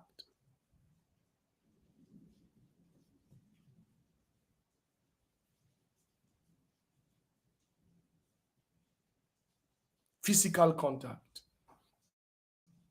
There's something I love about Emeka Nobis, my friend. Anytime one of his mentees comes around and they have a contact or a session, he snaps their picture and acknowledges them as what they are. Some he tells you, this is my prodigy. Some he just tells you, this one is learning from me from afar. Some he tells, this one just visited me. That is what we call acknowledgement. That is why his relationships are not just strategic, but they are rewarding. Oga, everybody's your mentor. Sister, everybody's your coach.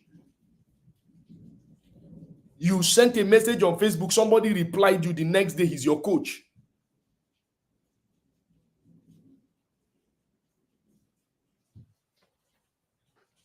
Number 3, after you acknowledge it, you make sure there are physical contacts.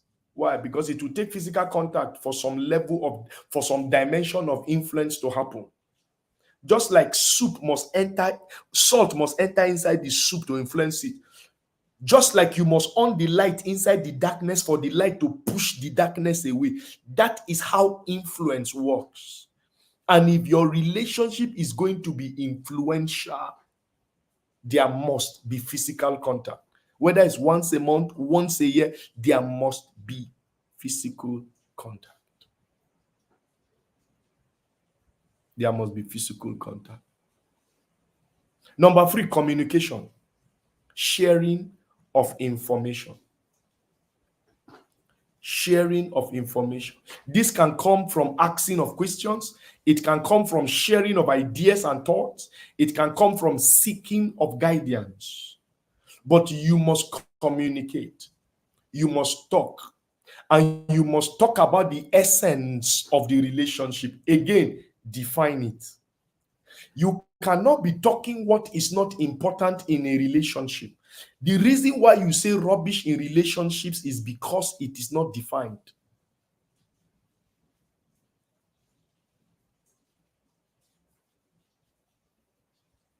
And when you are sharing information, it must be correct. It must be current.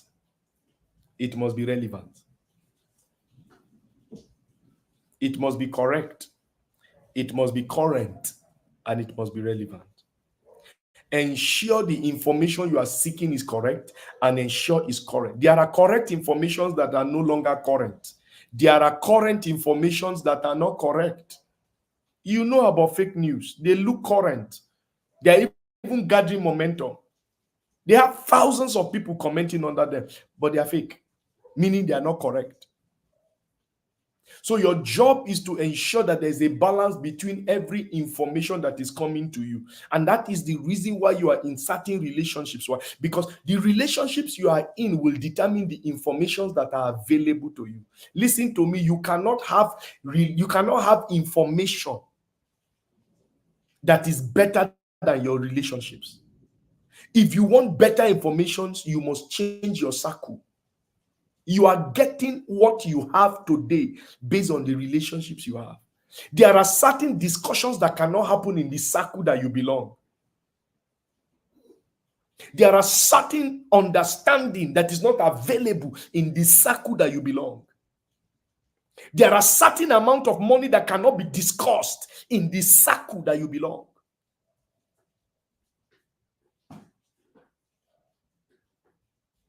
Communication. Once in a while, I put a call through my mentor, Nia Desoya. How are you, sir? I'm fine. What's up? I'm good. I saw this thing you are doing is amazing. So I have a question. Boom. Okay, Elisha, we have communicated. We are keeping in touch. And I did that to ask a question. I can also do that to share an idea. So this is what I'm thinking. I don't know what you are thinking. Should I go ahead? Number 4, compliance. Compliance. Compliance is about obedience to rules, whether they are spoken or they are unspoken. Every relationship has rules, spoken and unspoken rules. If that relationship will work, you must learn to keep the rules. You must learn to obey the rules. You must learn to do what is required within the rules of that relationship.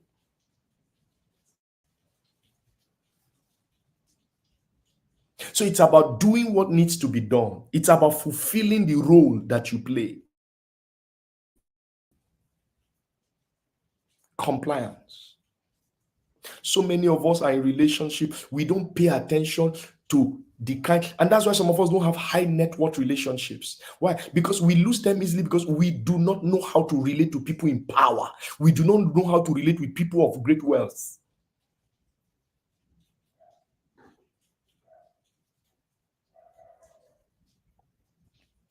A son of mine came to visit me day before yesterday from Abuja. He just came for physical contact. We met last in March. So he came for physical contact because he was in Abuja. He decided to rush to Kaduna to see me and go the next day. Imagine train money, hotel money, and then he will go back the next day just to spend some time with me. And he was telling me how he secured a high net worth relationship. And how did he do that? Attitude.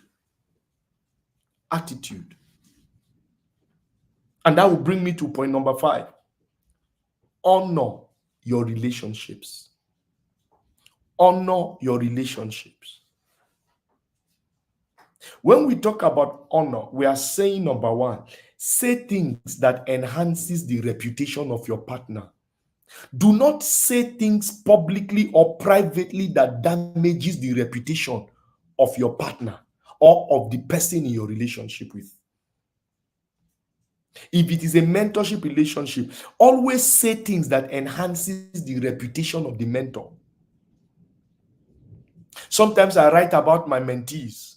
It could be Daniel George. It could be Fee Steven. It could be Effie. It could be Zillow. I write about my mentees and I write it from my heart. From my heart. And it is about how I feel. And one of the goals is to enhance their reputation before their mates. Is to enhance their reputation before their generation.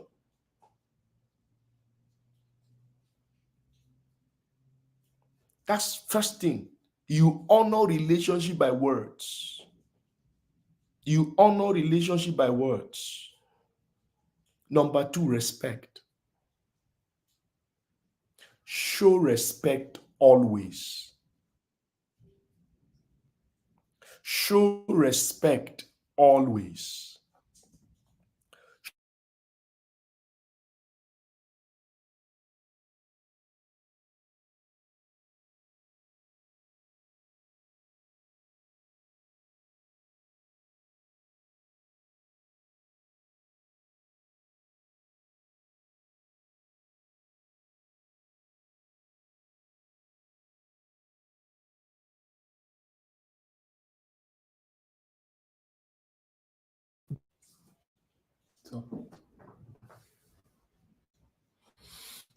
Sorry, I was having a small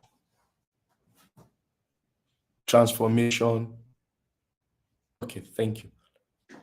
If you can hear me, say you can hear me. Let me just write in the comment section that you can hear me. Let me be sure I'm not talking to myself.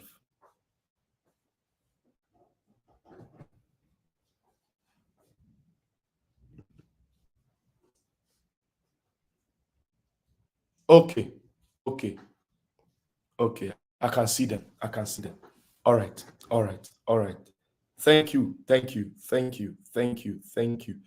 And I hope I'm making sense. Good. Respect. You see, this thing we call respect is not about when you are in a relationship with somebody bigger than you, or somebody older than you, or somebody richer than you, or somebody wiser than you. Having respect is a human matter. Every human being is deserving of respect. Your gate man has a relationship with you. He works for you. Respect him.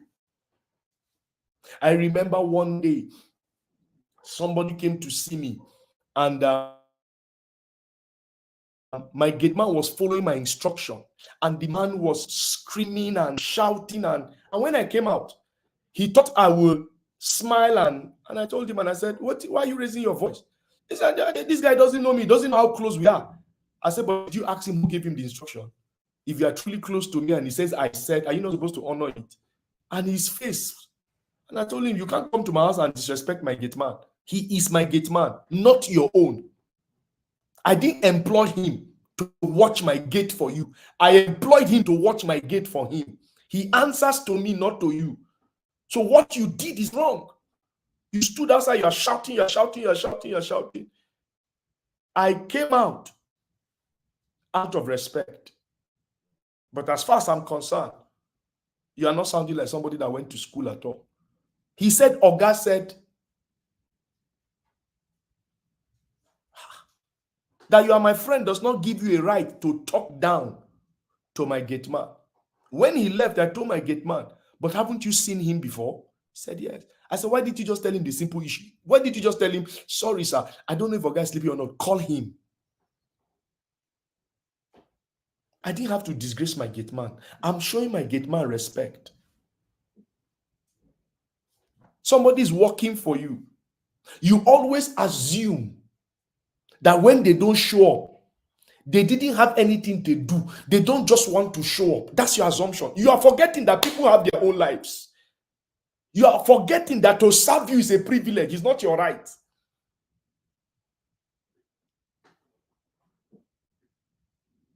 Honor goes both ways. A man that does not give honor is not deserving to get it back.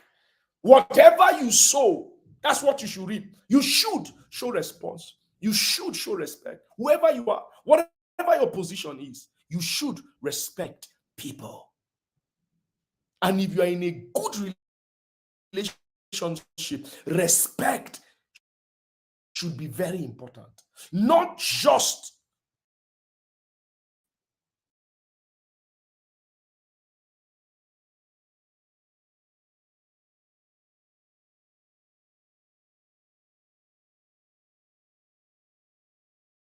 show respect in words and in deed. Okay, don't mind this empty.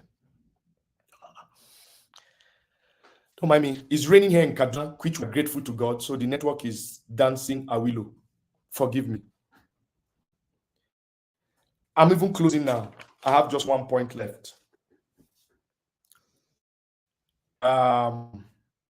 Number 3 under honor. Give in your relationships. Stop being a parasite. Stop being a taker. What is the name of that animal that used to gum on something and it doesn't, if it gums on your body, it doesn't go out? Leech. They say there are 3 things that are not satisfied. One is leech, one is graveyard. Stop being a taker. Sister, stop saying I'm the girl in the relationship I should be receiving. You're a thief. You're a thief. You're a thief. Relationships are mutual. Relationships are mutual. If you cannot give to a man, you are not deserving of him. It is honor to give. It is honor to give.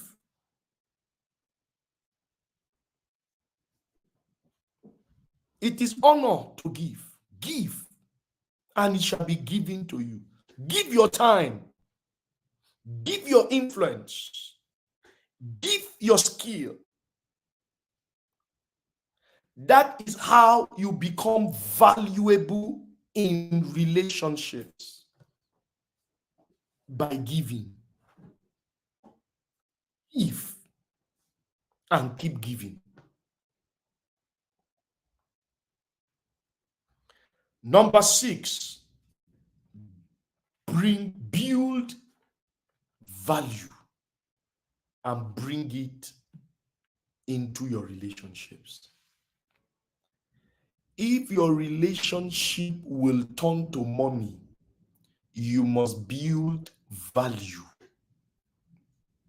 You see, I don't like people who want to sit on the table and they have no plan to come with something to put on the table.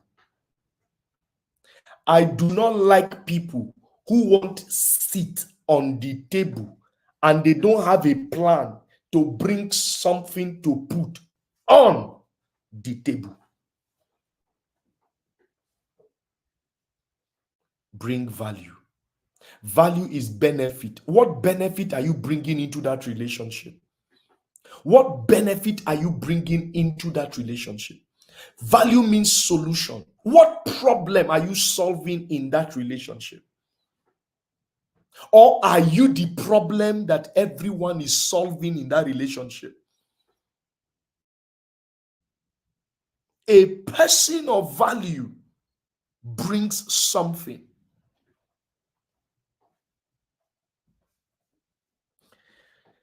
As I close tonight, I have 40 minutes and I am stopping in another 2 minutes. I need you to understand. I need you to understand this and never forget this. Nothing other than God, nothing lifts men faster and higher than relationships.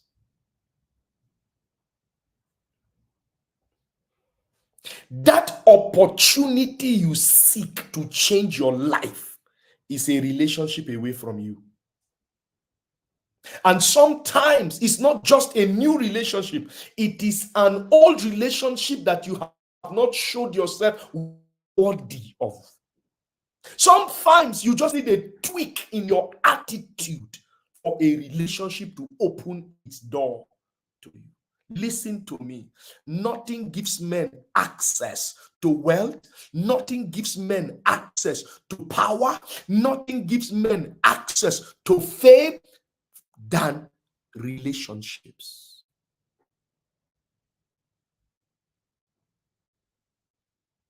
I beg you from today, never take your relationships for granted. Whether it is friendship, mentorship, or parenting, never take your relationship for granted. Why? There are resources in relationships. There are resources in relationships. See, there is a lot of money in relationships.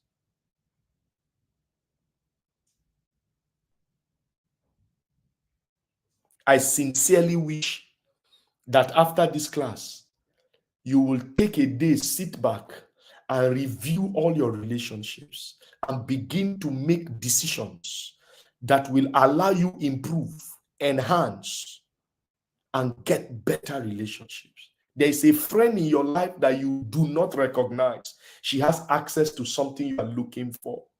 There is a friend, it's not your mentor. There is a friend in your life that can give you access to the next level you are looking for, but you have not seen anything in that person. You are treating them wrongly. That's why you are running helter-skelter looking for big relationships. Why? Because you think your tomorrow is tied always to what is on top of you.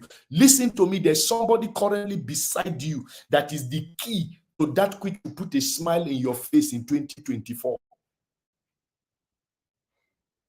There's even somebody beneath you that if you are treating right, they can tell somebody about you. There's a story in the Bible I will close with. I don't know if you are a Christian or if you are a Muslim, but whatever you are, it's just a story and it's just a Bible.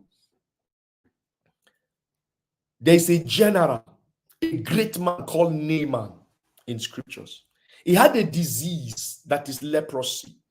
But because of his power, because of his wealth, he's managing his leprosy very well.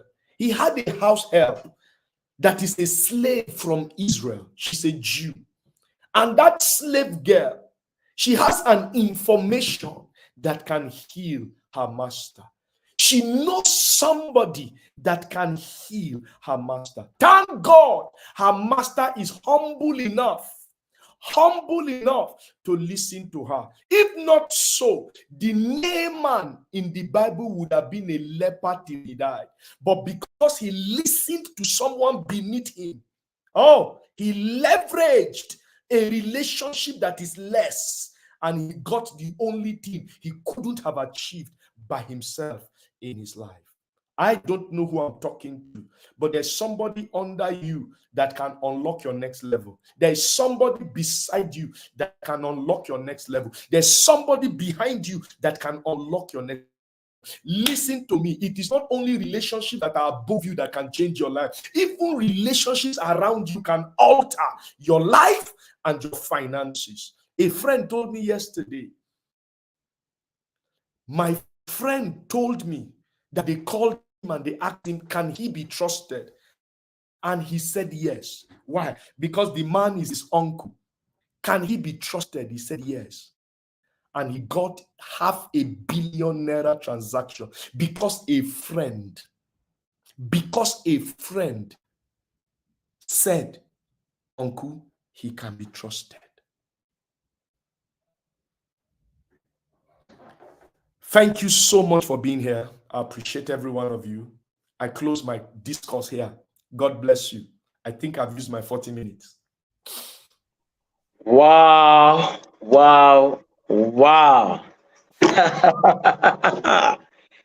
Sir, you are phenomenal. You are so loaded. It's a great pleasure and honor to meet with you. Thank you so much for the dose of no value. Thank you so much. Thank you so much. I think the best for everyone is just to still try and get this replay, because each word, while you are still ruminating on word, another is still coming, bam. Like everything just makes sense. Everything makes sense. One of the things you said that actually It's funny, but then it's dry. It draws from the point, and that's it. Salt cannot mix with soup virtually. There must be a contact. Oh my goodness, that was that Thank was you. awesome. That was awesome. Thank you. Thank you so Thank much for giving selflessly. Thank you for sharing from your heart. I can see through, and everybody watching can see through. Please, I want you to drop in the comment section your most profound words that hits you, that hits the right chords. Like, no, no, no. Thank you so much. Thank you thank so you. much, sir. Thank you. We I are am grateful. honored. Thank You you. are grateful Thank to you. have you. Thank you so much, The sir. pleasure is mine. The pleasure is Thank you mine. so much, The sir. pleasure is Thank mine. you. Thank you so much for having me. You're welcome, sir. You're welcome, sir. Do enjoy the rest of your night race, sir. God bless you. Thank you. Yes, sir. Thank you so much, sir. Thank you. Wow. Wow, wow, wow, wow. I believe, oh, this is, okay, someone is saying first time listening to him speak. I'm blessed to have heard you speak. Yes, that is Mr. Elisha Maman. So eloquent, intelligent, and very brilliant. All right. And you could see that for yourself. So please, I want you to still use the virtual clap. Just celebrate the great man, Mr. Elisha Maman. That was a beautiful and a profound session. Thank you so much, sir. Thank you so much, sir. On behalf of TWCC 2024, and of course, the convener, Rosemary Chioma Obi, we say thank you so much, sir. Thank you. All right, without more to do, we are going into a panel session. All right. And I want you to still stay on the line. Don't go anywhere. By the way, while you are still there, as of now we have 343 subscribers. I want that 343 to jump to 500 before the end of this broadcast. All right. And I believe it's something we can do. Okay. So while you're watching me, kindly take a moment, just a moment to like, just a moment to subscribe to that platform, to this platform rather, on YouTube. Subscribe and turn on your notification, okay, so that you can get notified when we go live from this channel, okay. So please take a moment. You can do that. It does not cost you anything. In just 2 seconds, you're done. Subscribe, turn on your notification button, and that's it. Okay, who are we bringing for the first panel session this evening? Two amazing young men that are doing amazingly well in their respective sphere of influence. And I know for a fact that you are in for another great time. Okay, so go get your devices charged. Probably you have flat battery. Make sure everything you need, they are right there with you. This is not a session you need to miss.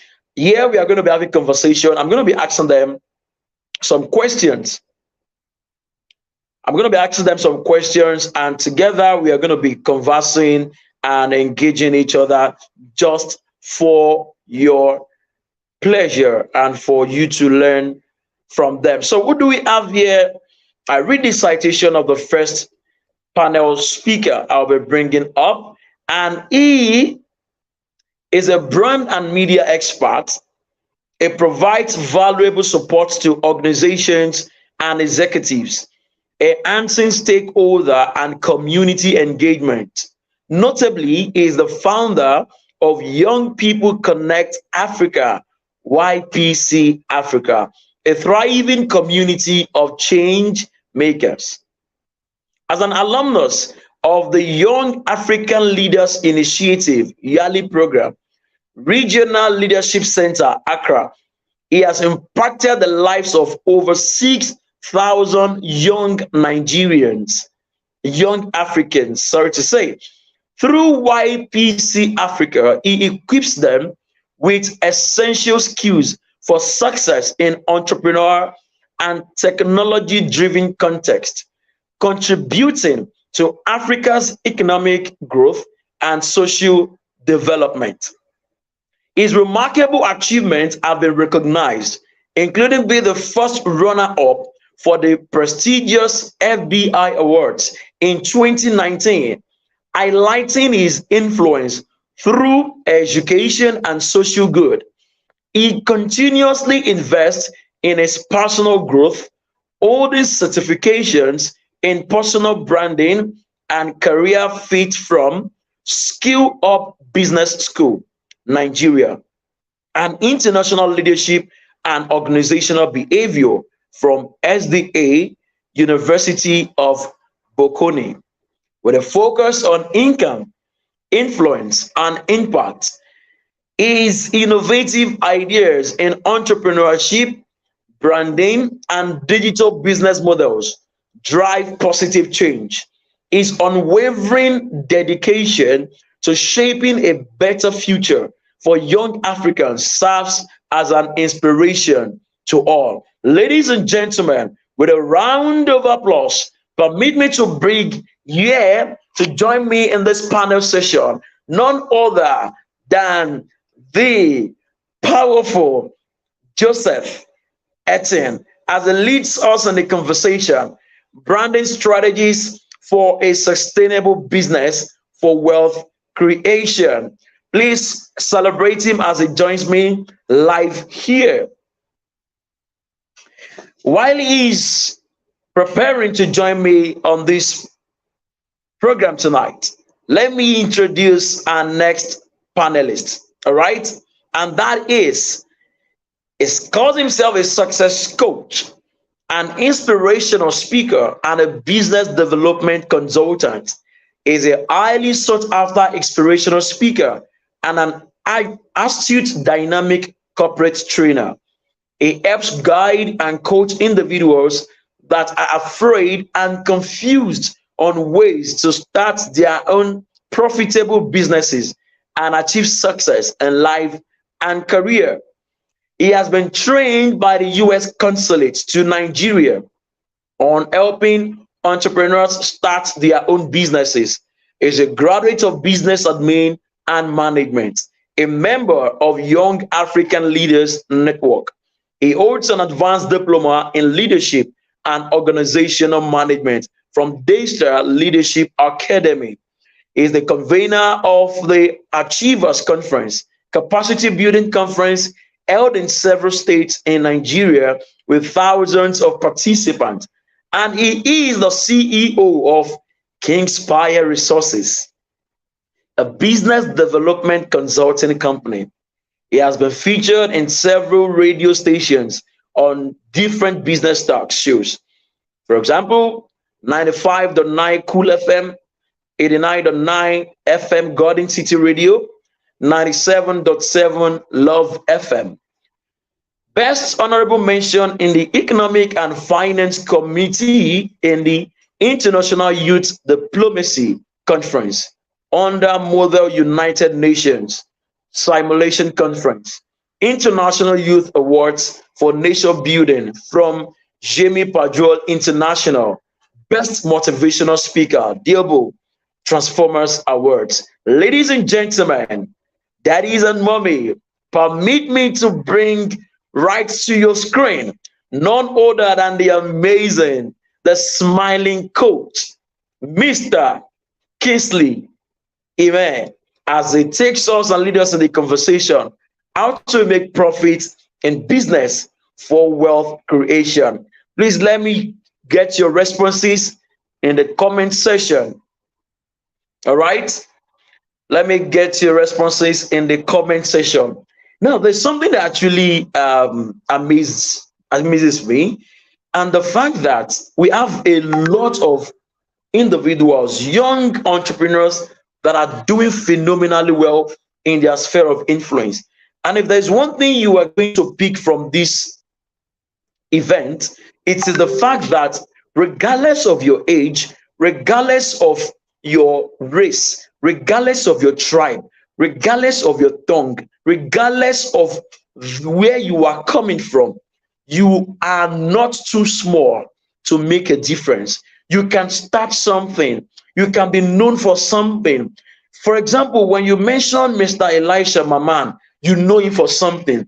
Everything he has shared tonight will stay memorable in your head. Likewise, Chinaza Favor, you could tell that these people are known for something. They've built something and they're still building. Okay, so this is a call to you to look inward and find that gold mine that can be harnessed, that potentials that can be harnessed, so that the whole world can celebrate the great person that you are. You've got so much within you than you imagine. All right. Chinasa Favor has dealt with your mindset, and Mr. Elisha Maman has also given you the keys you need to having a sustainable relationship. How you can build a relationship with anyone at any level. All right. And of course, how you can get results from the relationships that you are in. Okay. So these two phenomenal individuals that are coming tonight, talking on two different things entirely. They will also be opening your mind to the things that you need to do for you to achieve the results that you want for yourself. 2023, December 31st, precisely, many of us went to church. We had resolutions. We had prayers to God. Oh God, 2024, I want it to be the best year so far. I want you to be this. I want to have that and all that. Yes, all these are good. But if you don't take action, and the action many of us are not taking is because there is a limited information. Okay, so the moment you are opportune to be in this particular training, in this particular conference, it is best that you do not allow any information at all to not for you not to grab it. Okay, they must not leave you. Grab everything so that will lead you to act, and of course, ultimately, you achieve that which you want for yourself. So let's have my amazing panelists join me right on screen, Mr. Kingsley Ime and Mr. Joseph Etim. Let's do this. I want to see the smiles, please. Oh my goodness. Give it up, give it up, give it up, give it up. So I want you to do something, everyone. You can just take a screenshot. The three of us are going to be shining our teeth. So once we shine our teeth, take a screenshot and take it to the bank. Just tell the bank manager, I want to withdraw, and they will give you the money. Can we do that? Amazing, amazing. You're welcome, Mr. Joseph and Mr. Kingsley. Hello. Hi, good Hi, evening. everyone. How's been your day? How's been your day? Good, good.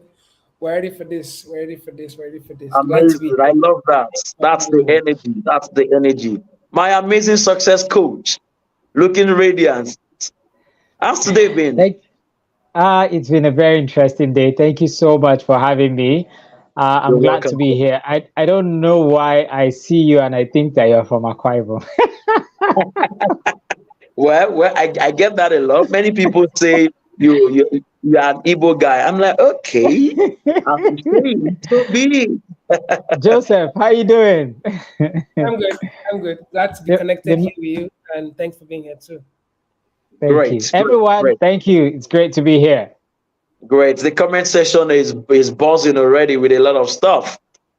Yes. So for Mr. Joseph, we'll be talking on branding strategies for a sustainable business for wealth creation. And for Mr. Kingsley, we are looking at profit generation for wealth creation. I believe you are ready for this. So who's going first? We're here for the show. Amazing, amazing. Okay, Very ready. so thank you so much. Thank you so much. Okay, let me begin because every one of us will love money, and that is of the reason why we are here.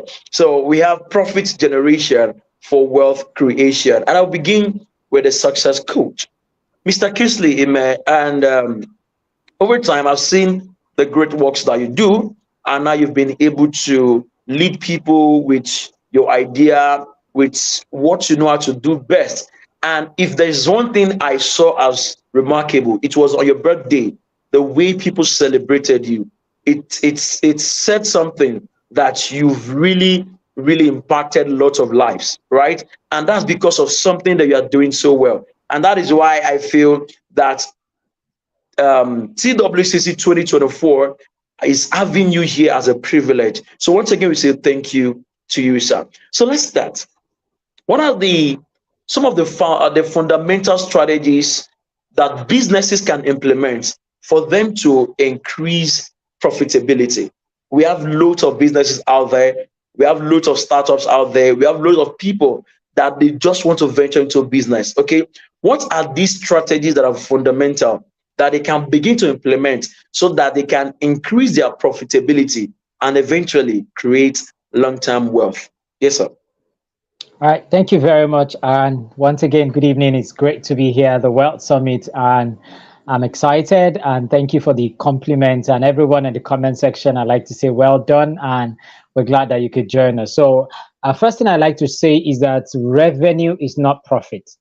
So, as a business consultant, I am the lead consultant of Kingspire Resources, and we get to deal with a lot of small businesses, startup companies, and growing businesses. So, one of the things I start by saying is that revenue is not profit. Revenue is the cash flow that comes into your business, income that comes into your business. Profit is the total amount that you have left when you've taken away cost of getting the money, because there's a cost of getting money. There's something we call customer acquisition, cost of customers acquisition. It means what it costs you to get a customer to buy from you. The customer didn't walk into your store to buy from you. You did some sort of advertising, you did some sort of packaging, you did some sort of publicity. It costs you money and time, right? So profit is the money that is left when you have taken away what it costs you to produce whatever you produce and you're able to sell. So quickly, I say there are several ways that you could think about profiting in your business, right? Profiting in your business could come in diverse ways. But first, you must understand and ask the salient question: what problem are we solving as an organization? What problem are we solving as an organization, as a business? This product that we are creating, who are we creating it for? And why should they buy from us? So we talk about strategies for creating profit with first understanding that revenue is not profits, and then knowing that profit comes from when you've taken away cost of production and cost of expenses, right? Now, the next question is going to be, how do we now work on increasing our profitability? You increase your profitability in diverse ways. Number one way is about solving problems that people are faced with. People don't buy products or pay for services because they love it. No, they buy it first and they pay for services because it's solving their problems. It is the product and the service that is solving their problems that makes them fall in love with the product. So people don't say, oh, I love your shirt, I just want to buy your shirt. No, it's because when they wear the shirt, it makes them look good, it makes them look more comfortable, it makes them look more confident. You know, they say, okay, I like to buy this shirt, and they can pay any amount of money, $1,000, $500, whatever the amount is, to be able to get that product for themselves. So first off, you have to define what problem that your product is solving. And once you've defined it, then you ask yourself, who am I targeting to sell to? That will increase the profit. So I can produce a product, right? And I sell it and I make 100 naira or $100 profit. That's profit for me. But I can ask myself, what category of people can I sell this same product to that I can make $1,000 profit? So first thing is identify your profit margin. Once you have been able to identify your profit margin, the next thing you want to do is that you want to increase your profitability by creating systems that increases the larger audience of people consuming what you're selling, such that the profitability from your business increases. But I mean, I'm just jumping all over the place, and I hope that you guys can put it together. Profitability comes with time. If there's something that you could do that could save your company, save your company time, that can lead to profitability. So if I have a tool, if I have a platform, if I have a software that can help me produce more for less cost of production. Remember, I talked about revenue is not profit. So the revenue is the cost of what it took you to produce what it is that you are producing. So if I have a tool that can help me cut the time with which I take to produce what I'm producing, thereby making me to produce more. That is profitability. So you want to think of profitability in the place of time, on things they can put into your business that can help you do more with less time. Number two, you want to look at the size of people that you are serving. So you have identified that a couple of people needs what you're selling. Where can we find a larger number of this set of people that can buy and buy again from me? Then you begin to find them and you begin to feed them. It's like starting a business and you sold to your community and you sold to just 100 or 200 people. And then somebody one day tells you, have you used digital marketing to expand your marketing strategy? And you're like, oh, good. So with $1,000, I can reach 1 million people. And if I reach 1 million people, 100,000 people can buy that product. Let's say we're making 100 naira profit for each of the product and 1,000 people buys it. That's increase in profitability. The third level you can go when it comes to profitability for your business, your service, or whatever you're doing is, okay, we don't want masses. We want sizes. We don't want masses. We want sizes. By that, I mean that, if I want to do ₦1 million, I need to sell 1,000 product to a product worth 1,000 naira to 1,000 people.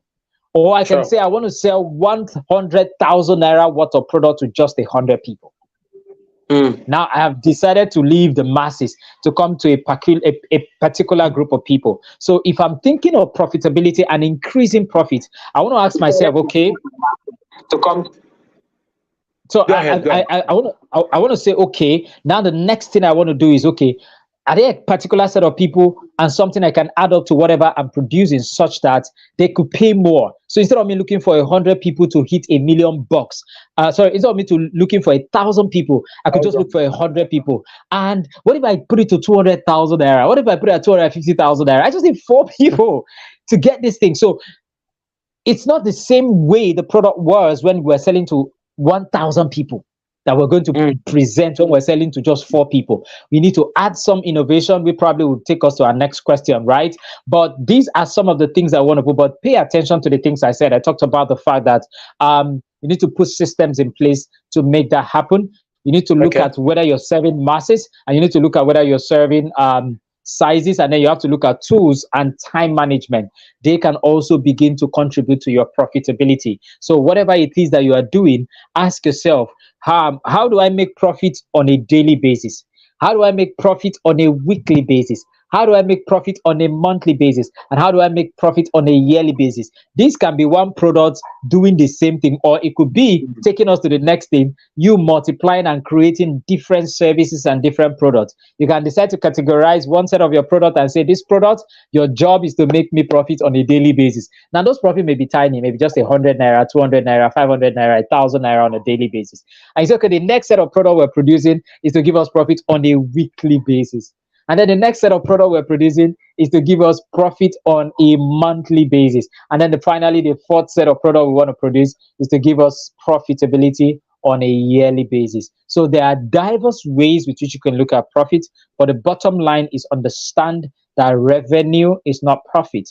And then when you have understood profit, look at how to create systems that will first make you save time while you produce more. If it's individual, you have to bring it to the play. If it is platforms or tools, you have to bring it to the play to make that work for you. Of course, there is no wealth without profitability. It is the accumulation of profitability on diverse ways that brings you to the place of wealth and abundance. And I asked my personal financial coach this morning. I asked her, what is the difference between riches and wealth? And she laughed. She told me that wealth for her is the place of abundance. You could be rich but not be in the place of abundance, right? So you want to think of how you can get to that place of the wealth creation, which is getting your profitability at the level of having it in abundance. Wow. Just a lot in a little time. A lot in a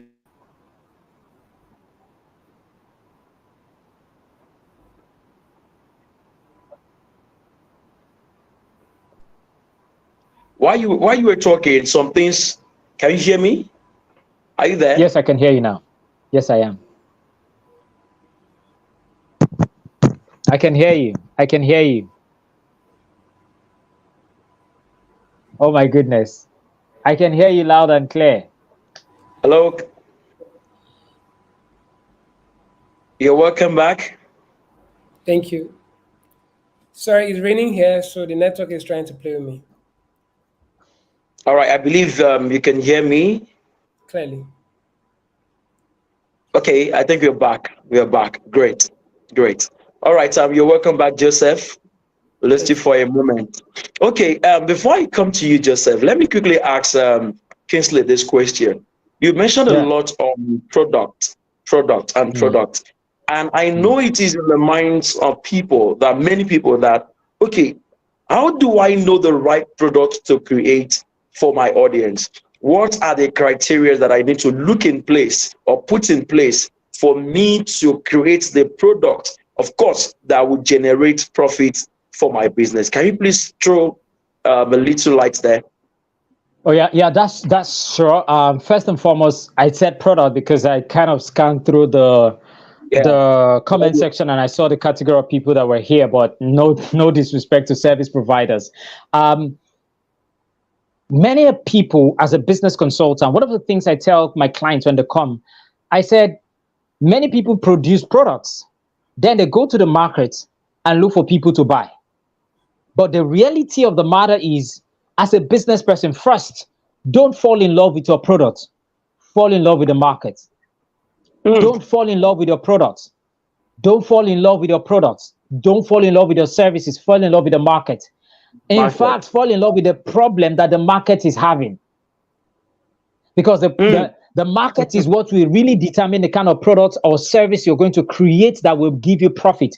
I give you a typical example. So we run series of programs on Telegram, so free for business owners. We have close to 1,000 people on that channel where we do, I call it growth mentorship program with Kingsley. Man. So for the last 3 months, we've been doing series of trainings. And this particular month, we decided to do a training on, and I'll tell you to what you asked me. We decided to do a training on how to get remote jobs. The moment a branded okay. designer was done with the work and sent it to me, and I posted it in less than an hour, I got close to 300 people join the platform. Wow. 300 people join the platform looking for how to know what to do to earn, to get remote jobs. Now, what I told us as a team is that hey guys, we need to create a product for this. So we're putting together a training right now, which we're going to sell back to the market because they are hungry for what we just brought. Now, this is the fourth training we've had, but this is a training that in less than an hour, we had 300 people join, whether it was a free program or not, but that gave us a message. So how you know products or services that will sell and give you much profit is when you detach your sentiment from the beauty of your product or service and the shape and the size and the beauty. No, and pay attention if it is what the people want, how they embrace it, what they ask for, how they complain, what they need. So look for what the people need first as a market and create the products that they need and they will naturally buy. Look for what the people are yearning for in the market and create the product. So don't create a product and look for the market. No, go to the market and look for their needs, look for their challenge, look for their problems. And when you found their product, their problems, create a product around that. Please don't forget, you don't have to be the one to create this product yourself. If you don't know how to produce them, look for those who have produced them and cut a deal and cut a partnership and collaborations with them. Whether you're selling products, whether you're selling services, whether you're selling whatever it is that you're selling, B2B, B2C, whatever it is, ask the B2B, your customers, what do these people want at this point in time? And find the place where you can get that and then you share with them. I hope that we'll have Mr. Akolade back so that he can take off from me. But that is one of the ways I help my clients create products. I ask them what they can provide to the market, and then I encourage them to go to the market and listen to the market, get to know what the market wants. What are they hungry and desperately in need of to sell or to buy? When you produce that, you're going to really do a lot of the numbers. Wow. Thank you so much for that, sir. Thank you so much. Okay, quickly, because of our time, let's get to Mr. Joseph. Mr. Joseph, talking about business or branding strategy, as the case may be. What are the key elements that businesses should consider when they are developing branding strategy for long-term wealth creation? Okay, thank you so much for that question. Because of You're time, welcome. I'll just try to run as fast as I can. So, Okay. one of the things people need to understand about branding is that there are three elements. There are two elements of branding. First Okay. is the tangible element, right? And second is the intangible. Now, a lot of people focus so much on the tangible. We're talking about their logo, they're talking about their website, they're talking about their packaging. A lot of people, they want to do stuff, they want to build a company. The first thing they talk about is how to get a t-shirt for their staffs. So a lot of people get t-shirts. I call them t-shirt company. You want to do a project, you want to do a program, whatever you want to do. The first thing people want to do is to go to the market to get t-shirts. So they're fighting about the colors of t-shirts, the aesthetics, everything that has to do with how it looks, right? So that is the tangible, right? But people don't always, the organizations, they don't always focus on the intangible. What is the intangible? Perception. What is their message? So a lot of organizations, a lot of individuals, they have this idea, crazy idea, beautiful ideas, but it's in their head.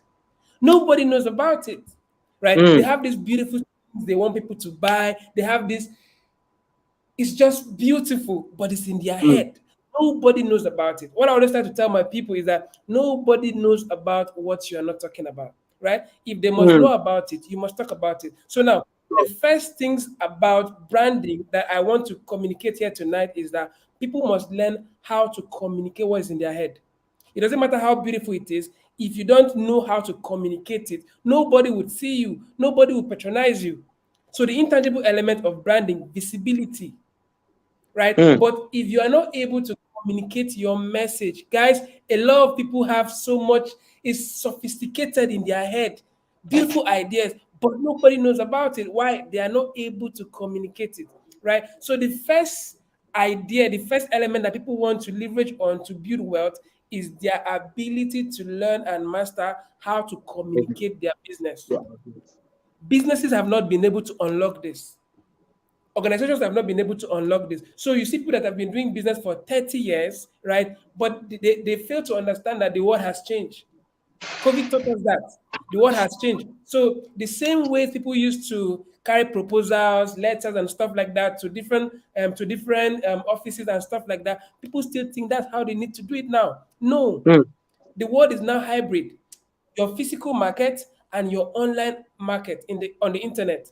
So the question now is, how am I able to communicate to these guys? They talk about the millennials, they talk about the Gen Zs, the different class of audience. How are you able to communicate to these guys? How are you able to understand these guys? How are you able to communicate in the language they can understand? In the language they can understand, right? So the first set of elements that people need to understand when it comes to branding is that these things are tangible, right? It can be intangible, right? But when it comes to the intangible, that is where we should build our tent. That is where we should invest so much. That is where we should invest so much, because if people don't understand the services that you offer, your product, how are they going to be able to buy from you? Right? Your brilliance, like how amazing you are. If you are not able to communicate it, how will people know it? So I keep talking. Sorry, I'm going to spill it here. A lot of people that are so amazing, but they're only known on WhatsApp. They're so amazing, but they're only known on Facebook. They are so brilliant. They are so good. They are so good. They are so good. They are so good. They are so good. They are the best in the game, but they're only known on Telegram. One of the things people must understand that in the game of branding, it is the game of options. You have to be everywhere. Your business, your business, you have to stamp it everywhere. So you can't say, oh my God, what we do has to be on X. It has to be on YouTube. It has to be on Facebook. It has to be on LinkedIn. No, it has to be everywhere. So whether you want to kill everybody on Instagram, on Facebook, on LinkedIn, on WhatsApp, everywhere you go, people should be seeing you everywhere, right? But businesses don't understand this, right? So they just think that, okay, because we have a social media manager, just go on Facebook, just drop something there and leave. Just go on LinkedIn. We have somebody that will just post and leave. No, you have to understand the people I'm trying to talk to. What exactly do they really want? You can post and it's not working. We have to understand that these are human beings. The same people, the same way you take time to have strategy meeting, you take time to write your proposal, and you try to make sure that everything is in place. You want to give these guys for them to read and for them to patronize you. That is the same. You have to understand that the people I'm trying to connect with online, these are human beings. They have problems and they can easily be persuaded to buy what I'm doing. But businesses don't understand this, right? They still think that these people I'm trying to, these are Facebook audience. So they say, okay, I want to post today to my Facebook audience. I want to post today to my WhatsApp audience. I want to prepare my. No, you want to talk today to your audience.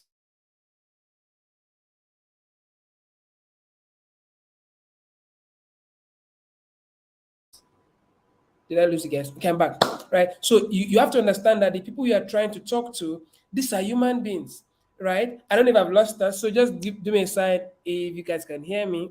If you Yes, guys can yes, you hear can hear me, you. let me be Yeah. sure.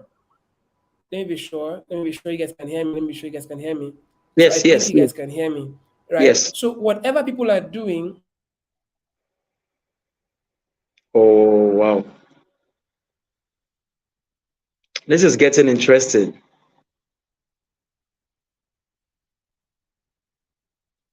Oh, network.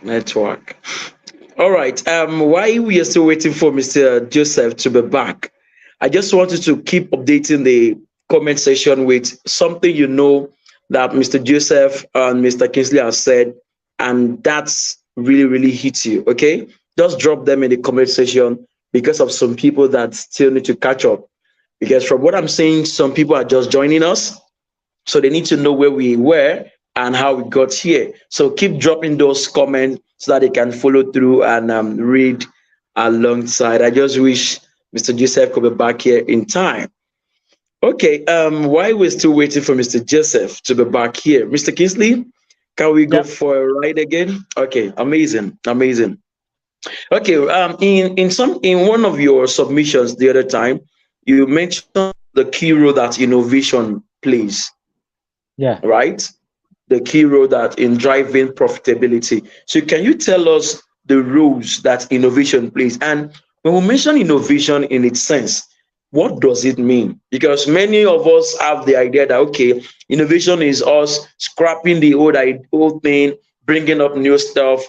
Just what is innovation and how can it be applied? What is the role in driving profitability? Right answer. All right. So for me, if you've been to my training, I'm not big at defining things. I tell you that Google and YouTube and ChatGPT are going to help you do that. I share with you descriptions that can help you.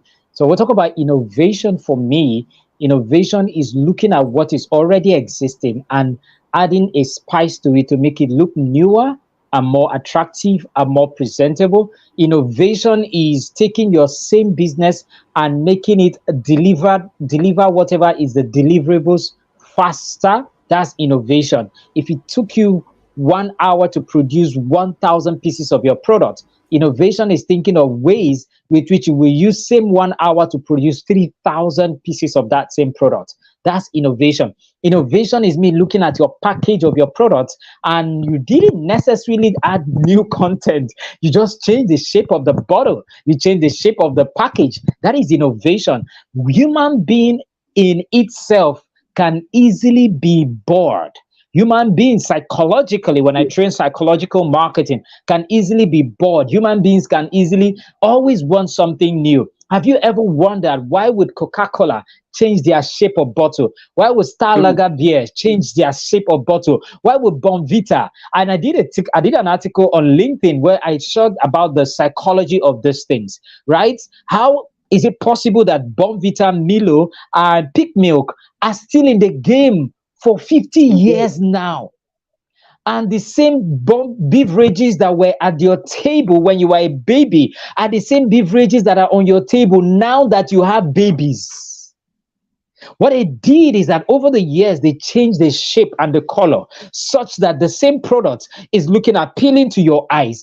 And at this level now, you are excited to buy it again. Well, that's what we call innovation. So innovation is looking at what you have done and adding a little difference into it, bringing differentiation into what is existing already to make it appealing, to make it more impactful, and to make it more transformational to the consumers or the people.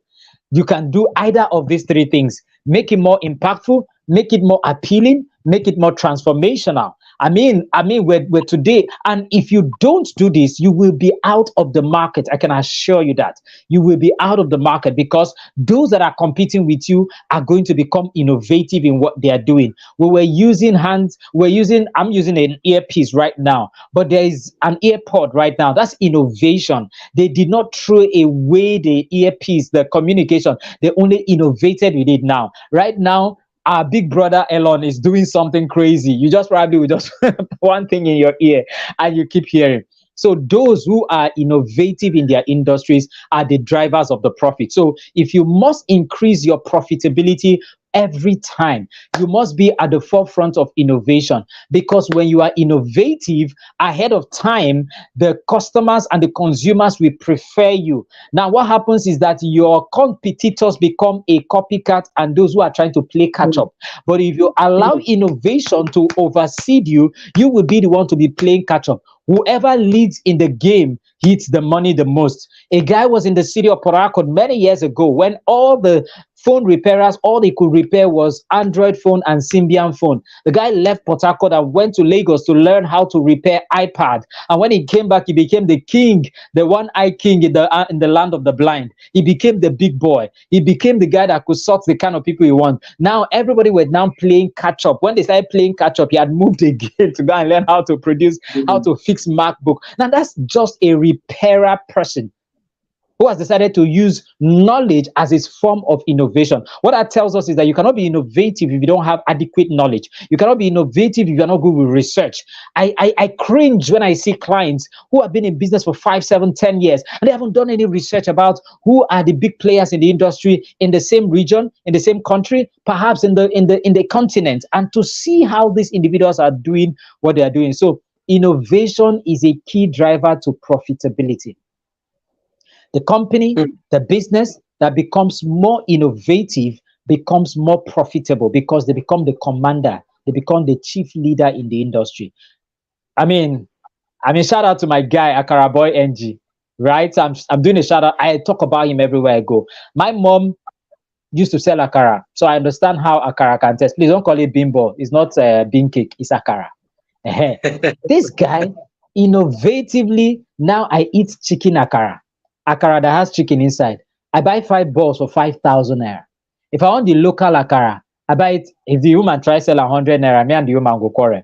Mother, what's happen now? Why they increase at 100 naira? But because I'm eating akara that has an innovation that has a chicken inside, I'm excited paying 5,000 naira. That's a typical example of innovation that drives profitability. So whether you are selling okoro, whether you are doing clothes, whether you are borderlessness, you are no longer competing with Chinedu by the corner side. You are competing with Amazon. Some guy in Taiwan, some guy in Malaysia, some guy in Cameroon is using the same platform called Amazon, Jumia, and all the rest of those platforms to sell. And your friend in your neighborhood left you to go on Amazon to order for a product that you are selling more better but cheaper, but he went because he used. So the next innovative driver is the tools. What kind of tools can you put in place as a consultant, as a trainer, as a content creator, whatever the case may be?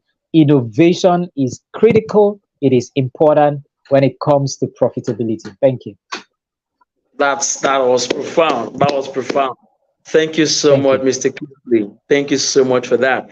Okay, and Mr. Joseph, you wanted to say something before we lost you the other time to network. Go ahead. You're muted. You're muted. Yeah.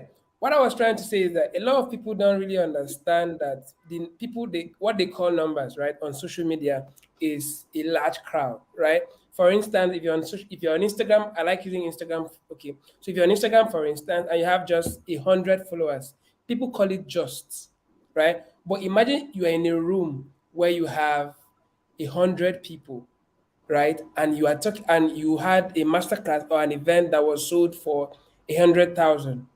Do the math, right? But people don't always understand how that works, right? So they think that I have 50 people following me. Oh my God, I'm not doing the work because they're just 500, because they're just 700.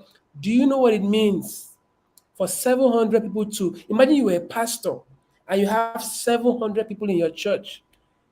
Imagine you are a pastor and you have 1,000 people in your church, but people try to neglect those that they already have. They fail to feed those set of people. So we're looking towards having 5,000, 10,000, 100,000. People are still dreaming when they will have 100,000 followers. But my question now is the 500 you have, the 50 you have, the 28 followers you claim you have, how are you able to feed them? How are you able to offer value to them? See, what happens is if you are able to feed those you have, they're going to run and invite their community. You remember the Good Samaritan when she met Jesus at the well? What happened? She was the one that went to the village to do evangelism that Jesus himself could not do. She went to tell the villagers, "Come and see the man that has told me about my life." Why? Because Jesus did not look down on her to say, "This is just one woman." Right? She was carrying a whole nation. She was carrying a tribe.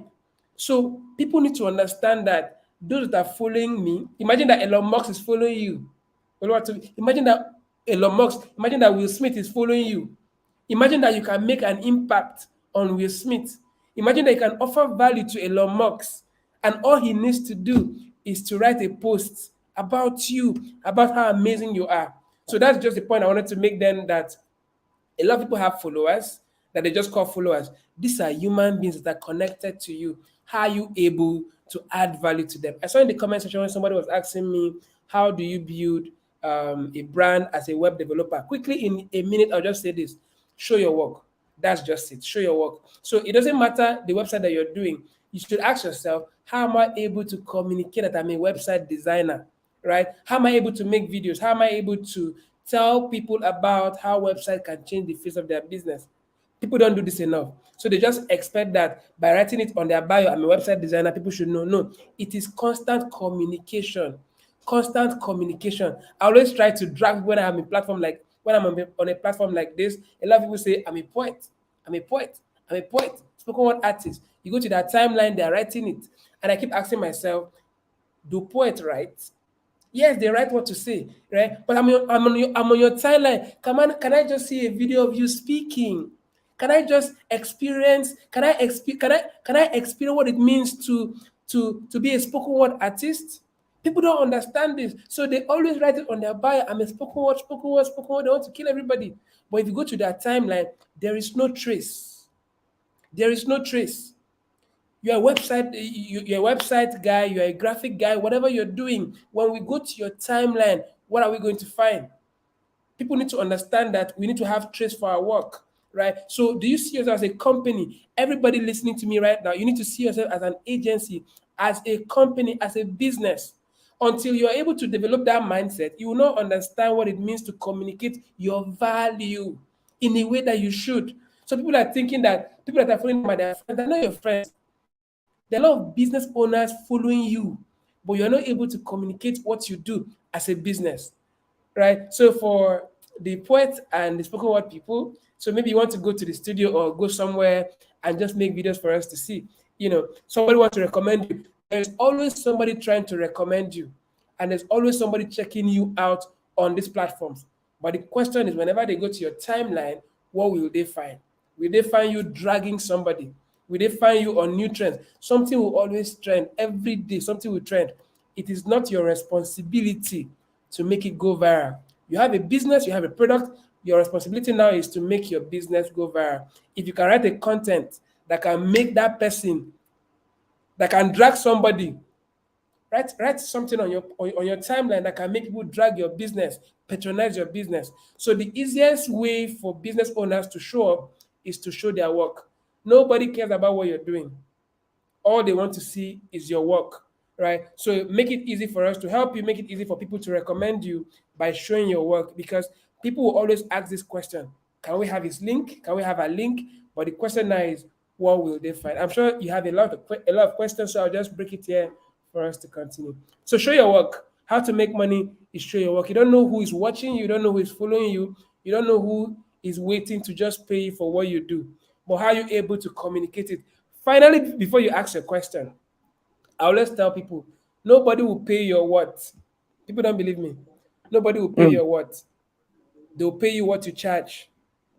How can you charge well if you are not able to communicate well? People only pay you based on your perceived value, Value. right? So before you come and tell them that it's 100,000, they'll go and check you. Does this person deserve 100,000? Before you charge ₦1,000,000, $2,000, $100,000, they always go and check you out. They'll gauge you. Does this person deserve this amount? Sometimes that's somebody else come to me and say, Joseph, please, we want you to help us market and do this. The money they'll come and say, hey, in my mind, this is huge.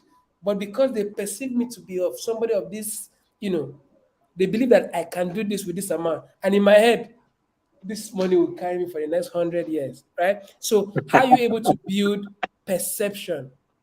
How are you able to build perception? How are you able to build perception? Nobody will pay your what, they'll pay you what you charge. And if you must charge that, you must learn how to communicate your intangible brand, what I call intangible. So thank you so much. I'm sure you have questions. Oh my goodness. Oh my goodness. Oh my goodness. I really wish this should not stop at all. But then we are still going to come to an end of this. So I'll just ask just one question each. One question each. So let me still pick it from Mr. Joseph. I want you to explain because when you began this word, you just touched a bit about what branding is not. Now, I want you to, were you able to get that? Did you get that? Mr. Joseph, did you get that?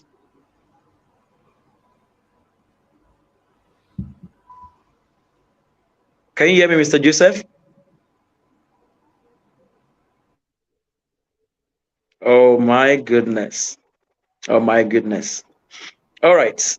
Mr. Kingsley, let's take your last. Okay, I think it's back. I think it's back. So when you were talking Yes. the other time, you were able to explain to us what branding is not, right? And many people watching us live now, sincerely speaking, they do not understand what branding means in its sense. They don't understand, sincerely speaking. So, can you tell us what is branding? Why branding? Please, you have the floor. Thank you so much. So the first thing You're I would welcome. say is branding is simply the value you bring to the table. Branding is simply the value you bring to the table, The right? table. Branding is simply your ability to unearth your uniqueness. What is special about you? What is beautiful about you? Branding is able. Branding is your ability to communicate your idea.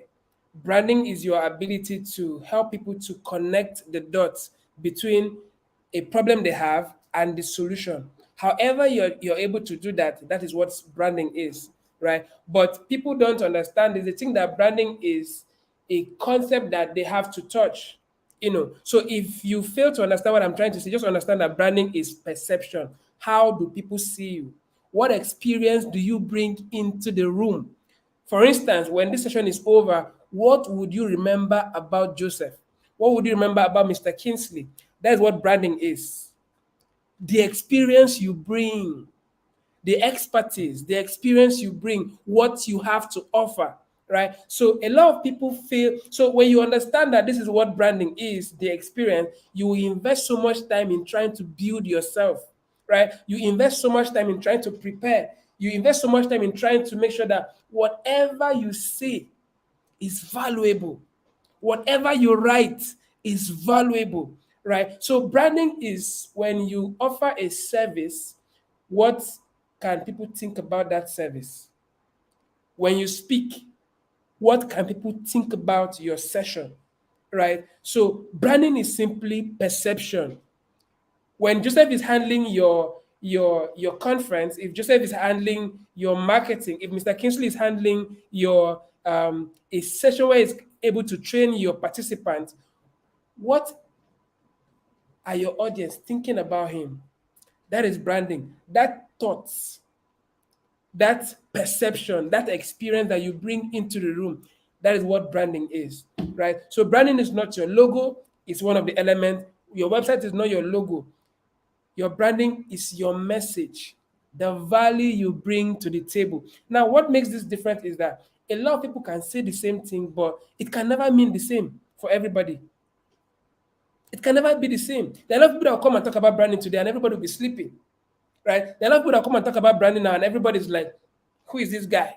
Branding is your ability to communicate your ideas so confidently. I think that's the word, confidently. Every time you are not able to exude confidence, there's a problem. So, whatever you do, how are you able to confidently communicate your idea? There are a lot of people that don't know so much, but they are so bold. They are so bold. And I always tell some of my friends, some people, they'll sound so wise, eloquent. They'll sound so wise, but they're dumb. They're not making sense. But that's their brand. Their brand is the ability to say anything and make people believe what they are saying. And there are a Mm, lot of people on the internet that are saying nothing, but they're earning from saying nothing. But there are a mm, lot of brilliant people, so brilliant, so intelligent, but they're not able to communicate. So one of the things people need to learn is how can I communicate what I know so confidently, as if I'm the mm. best in the game. Not even as if you must see yourself as the best in the game. So branding is how you see yourself, the best in the game. I'm the best in the industry. There's this guy on the internet, very dark man. I'm sure. Yeah. Don't post this video anywhere. Very dark man. I hail you. He's very confident. But what if everything he's saying is wrong? Mm. Nobody cares why he's confident. So people that even have wisdom, evidence, they can't speak up. Why? They don't have the confidence. But this guy has been able to communicate his idea. Branding is your ability to communicate, to convince people of what you believe. That is it. Branding is your ability to be able to, to convince people of what you believe. Or put it this way, branding is your ability to convince people of what they should believe. What they It should is believe. the battle of ideas. It is the battle of ideas. If I want to charge 100,000 to talk nothing, how am I able to how am I able to communicate and convince people to come and buy this ticket to come and hear nothing? So if you're a website designer, if you are a fashion person, whatever you do, the question should now be, how am I able to the word, underline the word convince? How am I able to convince people about what I believe? How am I able to convince people that I'm the best in the game? How am I able to convince people that I'm the best trainer? I'm the best person they should listen to. Once you are able to convince people, whatever you did to convince them is what is called branding. So the Mm, first things you put in place, content. A lot of people don't, they hear this word, they hear it a lot, but they don't play with it. Content creation is not content. People do content, but it's called content creation. There's a process that is called content creation. There's a process to it. But people just go to their Facebook and they're typing. No, you have to think, what do I want to write? What stories do I want to tell? So one of the things that you can use to convince people is storytelling. We've been using and mishandling that phrase storytelling. It's high time we sit down and ask ourselves, what does storytelling really mean? What does it mean to tell a story? What does it mean? If I want to help, like we're currently planning for Connect Conference, and everything I'm saying to everybody is why if you don't attend Connect Conference, you have failed in life. It's an ideology. It's you have to be able to transfer the experience. If you want to create wealth, you must learn how to convince people that your idea is the best. If you are dumb, you must learn how to tell people that me being dumb is the best idea in this world. Else, you can never make money. People think that they have to be so good. No, you have to be so good in communicating that you are so good. There are a lot mm, of, there are a lot of experts, there are a lot of coaches, there are a lot of amazing people that have not been able to convince people that my worth now is ₦1 million for trainings. They are still at 5,000, 10,000 because they don't know how to convince people. They've succeeded to be able to convince people that 10,000, 100,000. Learn how to convince people of 500,000. It's a process. Whatever you need to do to get there is called branding, right? So if I want to convince people now, it means if I've been writing, just writing, I need to take it to the next step to start making videos. If I've been making videos with my phone, I have to take it to the next step to start using cameras. If I have to take it to cameras, there's another level of quality camera. Once you are able to go from this level to this level, the experience you provide will change.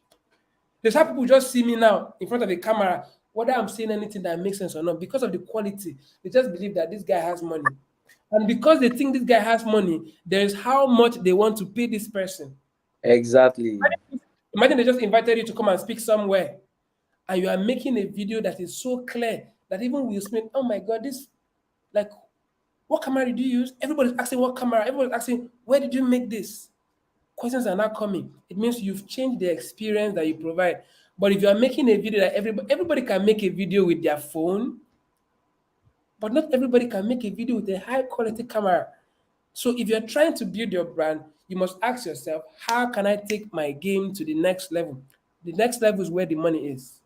Because not everybody is willing to go there, it means you are going to be the person to make the more money and the most of the money there, right? So branding is the Hmm. experience you provide, the experience you bring to the table, the value you can offer in a way that nobody can compete at that level. I hope this helps. Wow. Wow. Wow. Wow. I will only encourage the audience that are watching this, just ensure to get the replay, because none of these sessions are worth missing at all. And you just have to still go back, you rewind, and ensure you get the full gist. Thank you so much, Mr. Joseph A. Team. So, Mr. Kingsley, let's have your final words for us. Final words. Okay, so I just wanted to add to what Mr. Joseph has said about branding. Okay. Branding is, in addition to what he has said, what you promise versus what you deliver, and you deliver Hmm. repeatedly. Your brand promise versus your delivery point, the consistency in delivering that forms the perception of your brand.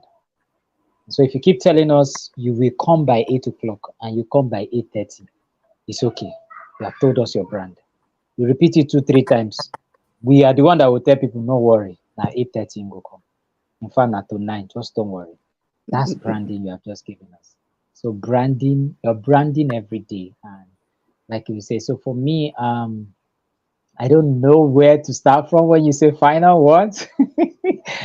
Just um, a summary of everything we shared since we yeah, started yeah. this. So for me, um, profitability is not optional. In everything you do, ask yourself, what's the profit in it? Hmm. What's the profit in what I'm doing? I'm showing up here, there's a profit for me. And when I True. understand the profit for me, it makes me do it excellently well. Every time I show up on YouTube, it's a bigger market for me. It's a bigger platform. So understand the place of profit. That sometimes profit is beyond tangible to the intangible. Profit is beyond tangible sometimes. Profit goes beyond the monetary value. Profit can be the establishment of connectivity that makes you become the go-to person at all time. And stop hoping, because in the business world, hope is not a strategy, faith is not a business plan. So go intentionally and grow your knowledge of what it would take.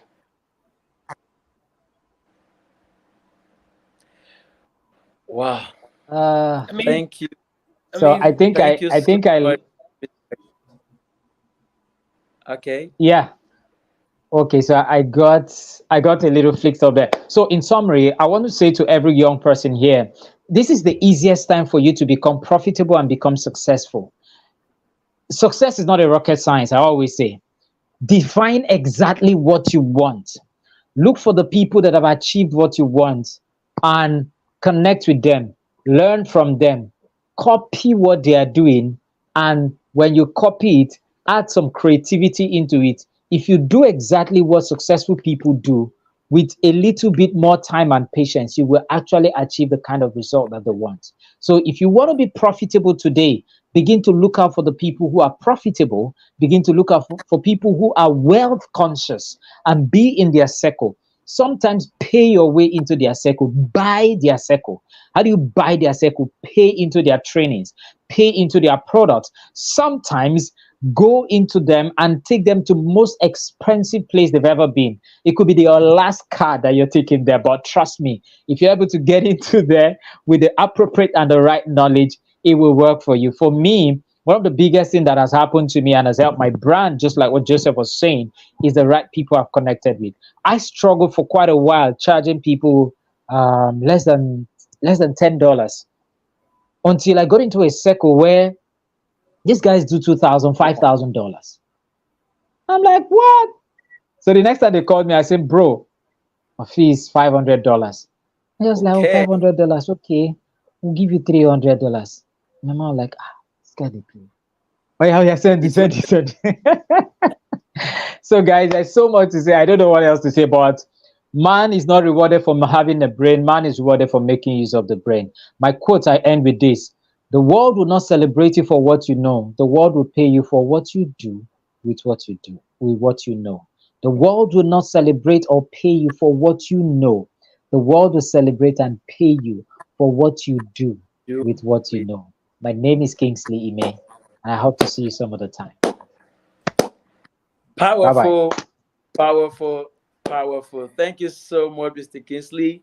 Thank you so much, Mr. Joseph. It's just an amazing time with you both. Thank you for your time. Thank you for sharing from your wealth of knowledge. We really, really appreciate you. Thank you so much, and do enjoy the rest of your night rest. So much Bye for for having now. me here, and good evening, everybody. Thank you so Please, you much. can connect with all our speakers on their respective social media platforms. Connect with them, follow them, and learn from them. There is a lot. Everyone on that flyer are so loaded. Everyone, they are loaded. I can guarantee that. Okay. Thank you so much for gracing us with your time this night. It was a pleasure. All right. Well, Thank you. Thank you. Thank you. Please let me celebrate Thank you, them. Any everyone. comment? Thank you. Bye for now. Yeah. Okay, guys. How have you been? How is the learning and the lesson so far? I believe you are enjoying your time. I mean, my laptop here is filled up with different notes. I mean, today is the bomb. My goodness. But we are not done yet. We still have somebody that's going to wrap up the whole thing tonight. Hey, and when you hear Prof, just know that everything is going to be bombed. There will be lines everywhere. I remember there's one of his saying. I would say that actually. I would say that here because he is known for bringing quotes out of nothing. I believe you know the person I'm talking about already, but let me read his profile to you and invite him. Then I know he's hearing me right now because he's at backstage. Please, when you come in, I want you to give us one hot quote, very hot quote that will shake everywhere. Okay. All right. Who is our next speaker for this evening? The next and the final speaker for day one of TWCC 2024. He is popularly known as the Prince of Copywriting and the Chief Value Officer. He's a copywriter, a business magnate, sales marketing consultant, trainer, author, and speaker. He knows his onions when it comes to the art and science of drafting money magnetic words. So powerful. His digital trainings have set more than 40,000 lives directly and hundreds of thousands indirectly financially free. He is also the author of Copywriting 101, Why You Were Broke, and numerous digital products and reports aimed at financially setting lives free. He has spoken to thousands on copywriting, personal finance, high income skills, and finding purpose. He works and lives in Abuja. Ladies and gentlemen, kings and queens, permit me as I bring to your screen the delectable, the impeccable Prof. Emmanuel Akpe. Please celebrate him virtually as he joins me on screen. Hello, So, sir. How you hi, doing? hi, hi. Good evening. Good evening. Good to Great see you, bro. evening. Great having you here. Yeah, good to see you. Like, You're when you welcome, were sir. reading You're the welcome. entire, You're I was welcome. wondering if it's still You're welcome. How's minutes. your day been? Yeah, fine. Can you hear me?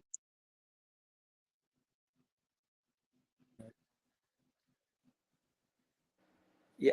I didn't get Can that. you, can you hear me now? Yeah. Yes, I can. Yeah. Yeah. Okay, okay, okay. I said, well, by the time you were done with the whole introductions, I was still wondering if it was still me again. Of course. Of course. Of course. Someone already dropped something. If you know your onions, you eat your suya. So give Yeah, us one line. Give us one if you don't know how to make money on the internet, line. poverty Okay. will make you internet. That one deep. Don't leave me. Don't leave me. Thank you. Thank you. Yeah, It's that's not good to be here.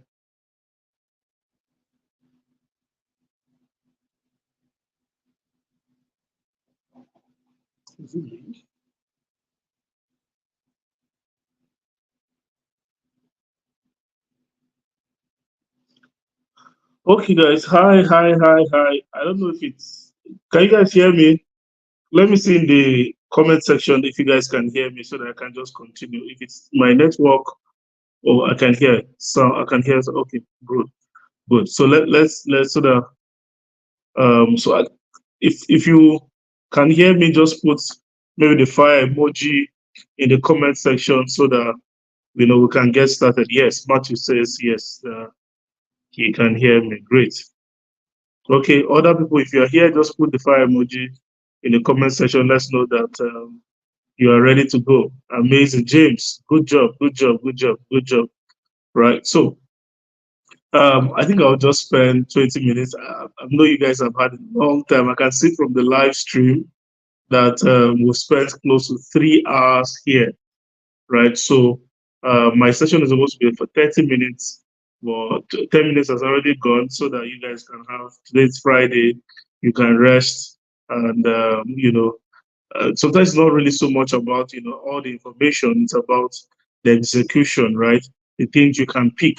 So lots of persons have said things. I want you to pen down, action points. What am I going to do next? What am I living here to do, right? That is how you execute and, get results from what you are learning, right? You've learned from so many speakers, and I don't want it to be a waste, right? So my topic is, how to make money from, product sales, right? The secrets of creating wealth from digital product sales. How do you create wealth from digital product sales? In simple terms, how do you make money from the internet, right? The internet is a digital space. How do you make money from the internet? How have I made my own money from the internet? I think I wrote a tweet. I said I've made over 150 million naira, by doing some things on the internet, right? So and these are the things I'm going to be sharing with you. So for those who are just meeting me, my name is Akwe Emmanuel. I'm a copywriter, I'm a sales consultant, I'm an author, I'm a speaker, and a trainer. And I have been in the internet space for since 2015. That's close to 10 years now. Next year, making 10 years of making money from the internet. And like I said, if you don't know how to make money from the internet, poverty can make you internet, right? So the internet is a powerful, powerful tool. Is a powerful tool for creating wealth. It's a powerful tool for creating wealth.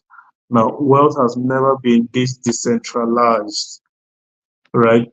It's easy for anybody to now make so much wealth through the internet. Before now, you have to maybe become a doctor, become a lawyer, and the rest. But today, you can see content creators. You can even see, just comedians, making so much money. TikTokers making so much money. YouTubers making so much money from the internet. The internet has made becoming wealthy easy, right? Now, I usually tell you, where two or three people are gathered, there is money in their midst. Where two or three people are gathered, there is money in their midst. That means that where billions of people are gathered, there are billions in their midst. There are over, out of like the 9 billion people I have on Earth, I think there are more than 4 billion people who have had access to the internet. Facebook alone has 2 billion users. WhatsApp 2 billion and all of that. So you must learn how to utilize the internet, right? How to sell your digital products on the internet. Now, what are digital products? Products that are digital. They are the physical products and they are digital products. Physical products are the things that you can, feel and handle, right? So I have a book. There's a physical book on my table, right? This is a book by my boss, Unsackable. Right, that's a physical book. Now, if I turn that into an ebook, that's a digital book, right? So that's a digital product. There are people who do trainings, physical trainings. If I do a training online, that's a digital product. So it's you creating a product over the internet, right? When you create a product over the internet, you've created a digital product, right? So I usually tell people that if the only thing you do is buy products, you end up as a byproduct. If the only thing you do is buy product, BUY products, you end up as a byproduct, BY products, right? Why? Rich people are creators of products. Rich people create. Poor people end up in crates. Rich people create products. Rich people create. More money is made when you create. Now, I was having a conversation with someone and I said, Africa is where we are because we are not creators. We are more consumers. Rich people create more than they consume. Poor people consume more than they create. Right? So if you want to start making money, generating wealth, you must increase the ratio of creation to consuming. Your creation must be more than your consumption. Creation must be more than consumption. So what are the types of digital products we have? We have, ebooks. We have trainings, right? The WhatsApp training, could be Telegram training. We have courses. You can host a course on Seller. You can host a course on Teachable. You can host a course, even on your Google Drive, right? We have mentorships. You can have mentorship classes online, consulting online, subscriptions online, platforms online, distribution platforms, all of this e-commerce, right? Where you sell, the digital products, right? These are all different types of digital products. And what are the advantages of digital products? One is that you don't need to send it, you don't need to deliver it by delivery companies, right? For example, if I have an ebook, I don't need to send that ebook through a delivery man. All I just need to do is send it to your mail or host it on my Google Drive, and then you have access to it, right? So it's easy to create. There are no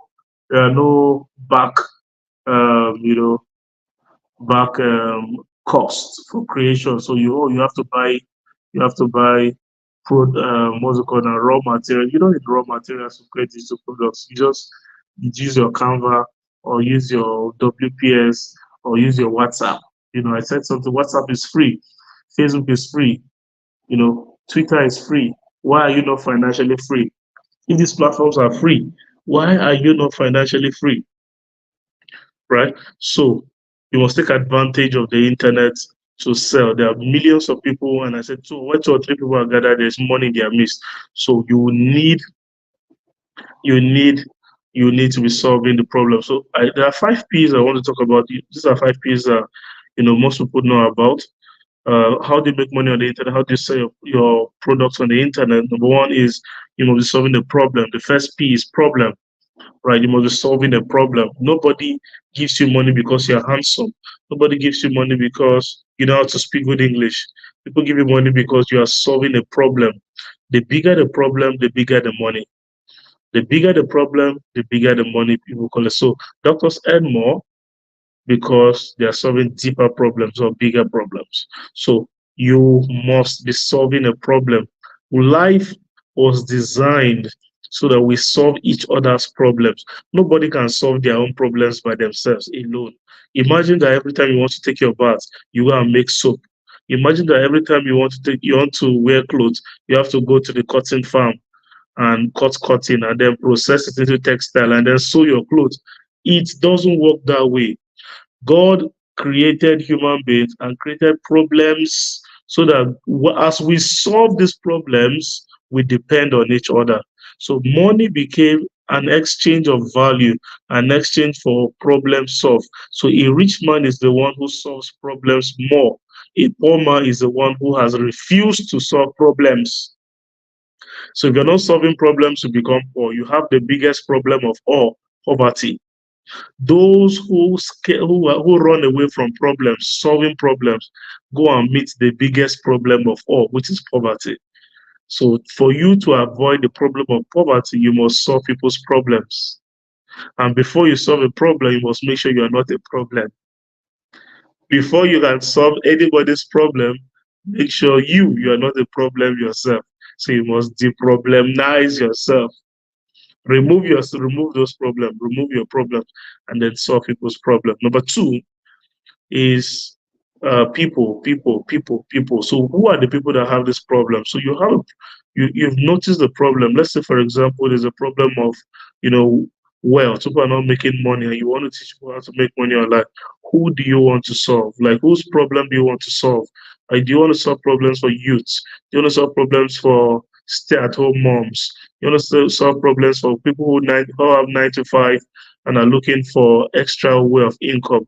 You want to solve problems for rich people who are looking for ways to invest their money? Whose problem do you want to serve? You are not sent to serve everybody. You cannot serve everybody. Who is your target audience? Who is your customer? Who is your real customer avatar?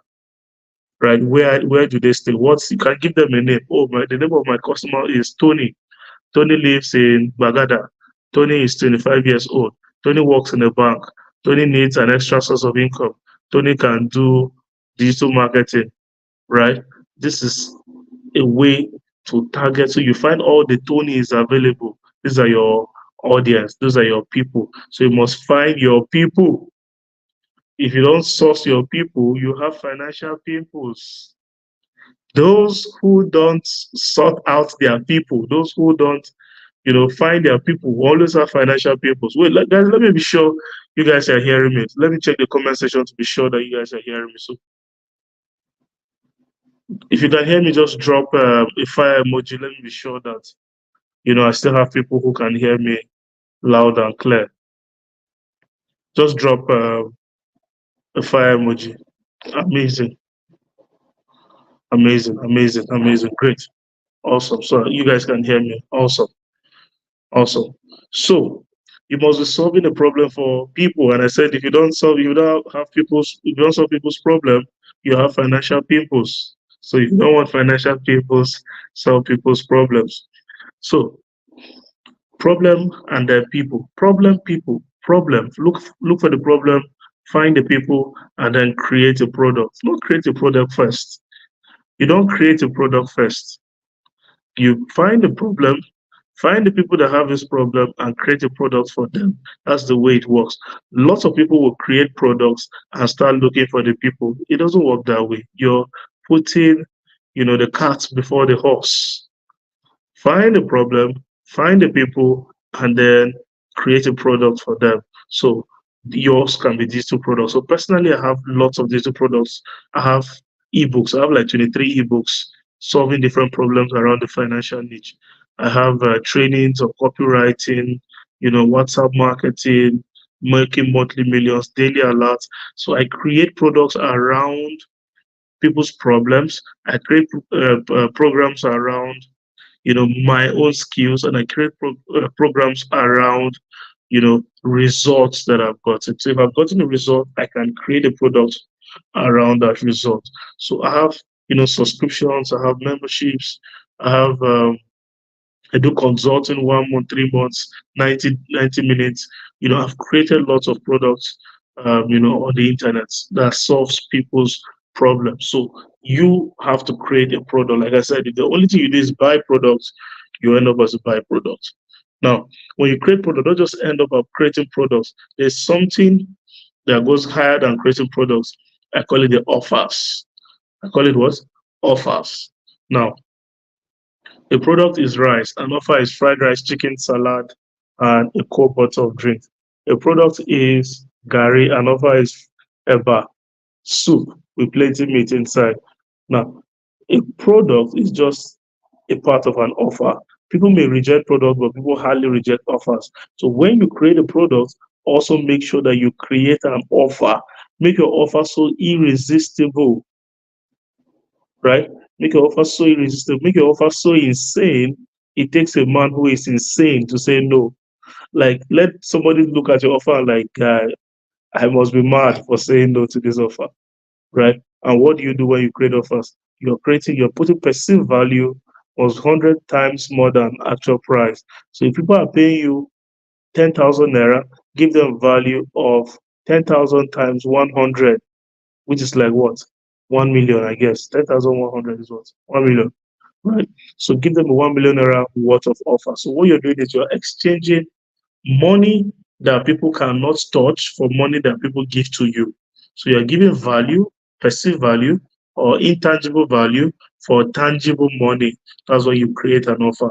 Money is just an exchange. And even in a digital world, you're still exchanging value, right? So when you exchange value like this, you created an offer. So number one is problem. Look for a problem to solve, right?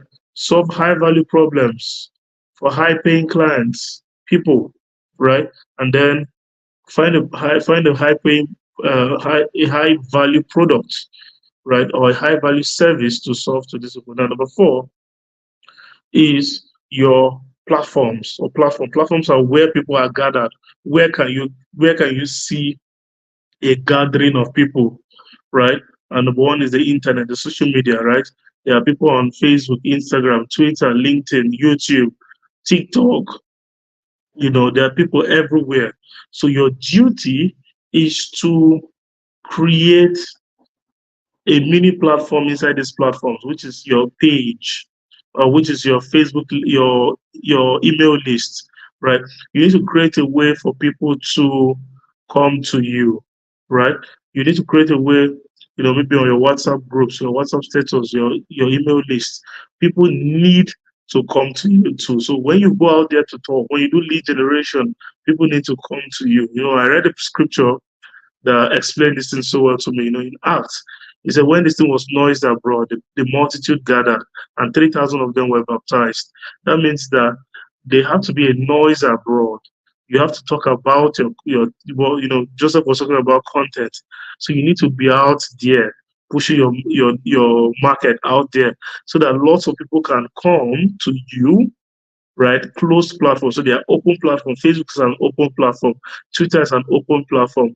LinkedIn is an open platform. These are open platforms. You go there, you talk, and then you now bring them to your closed platforms. WhatsApp is a closed platform. Emails are closed platforms. Telegram is a closed platform. Somewhere you can have these people gathered. Because now most times people sell and then just sell openly. How many persons can Facebook share your post to? Sometimes they won't drop it down because it's a social media, right? You don't want everything to be sales.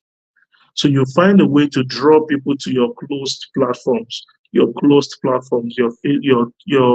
Telegram, your WhatsApp, your email list. These are places where your mission list or anything. These are places where you can have more direct access to people. So platforms are very important. And lastly, pricing. Your pricing is also very important. So there are three levels of pricing. There's low ticket, there's mid ticket, and there's high ticket. So Personally, low tickets can be maybe $1, 1K, 2K, 5K, 10K. These are all low ticket offers. So your low ticket offers are meant to one, get people to taste you, suya, taste you. You know, when you go to buy suya, they give you small to taste. Right? That's what your low ticket offers do. So they bring people into your funnel, into your corridor, right? Lots of persons come to your low ticket offers. I have fiber class, I have a monthly millions class for 1K. Bring lots of persons into my corridor, and then you can now have your mid ticket offers.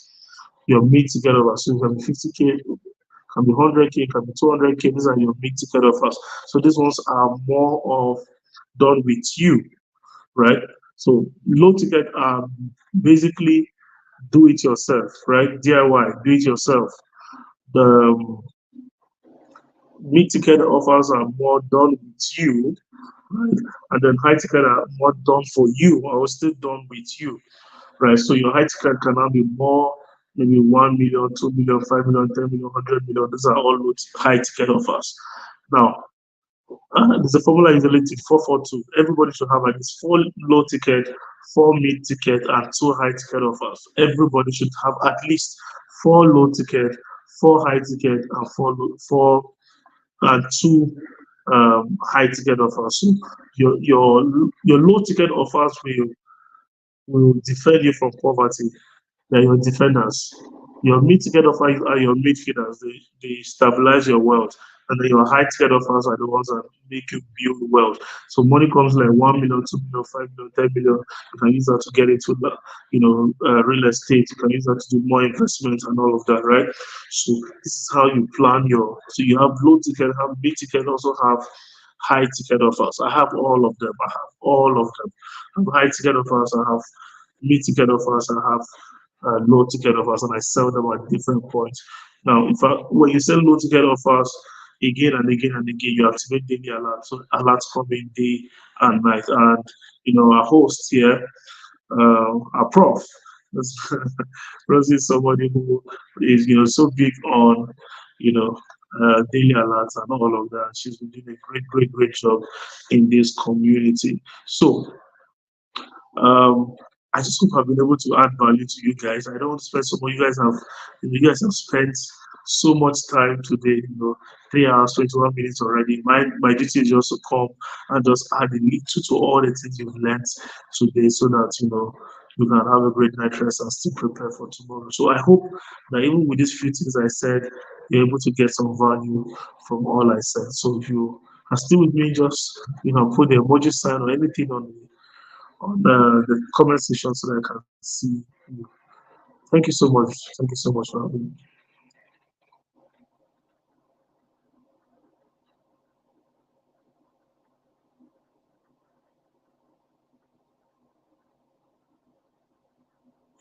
Yeah, thank you. Thank you, Chris. Thank you, Ovino Special. I can see you, God sent. I see you, Matthew. And Deborah, I can see you. Uh, Micah Kamanja. Is it Kamanja? Did I read that? Yeah, the name was gone. Kamanja, yes. Thank you so much. Thank you so much. Ngozi, uh, and everybody. Blessing, inspiration, excellent network. I celebrate all of you. I celebrate all of you. Thank you so much.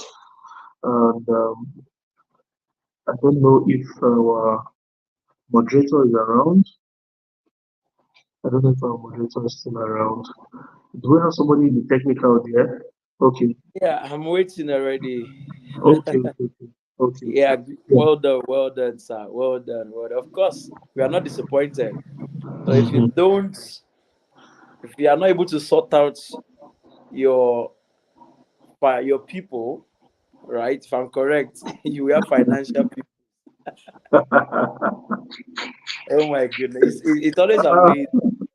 It's always amazing hearing you speak, and that's because though they come up as reels, as lines, but it takes a man to sit down and see that these things really, really they are true in themselves, and we are grateful that you've chosen to rise as a light to this nation, and you are allowing many other people to shine their light. I know several persons that through your trainings they've been able to become financially free.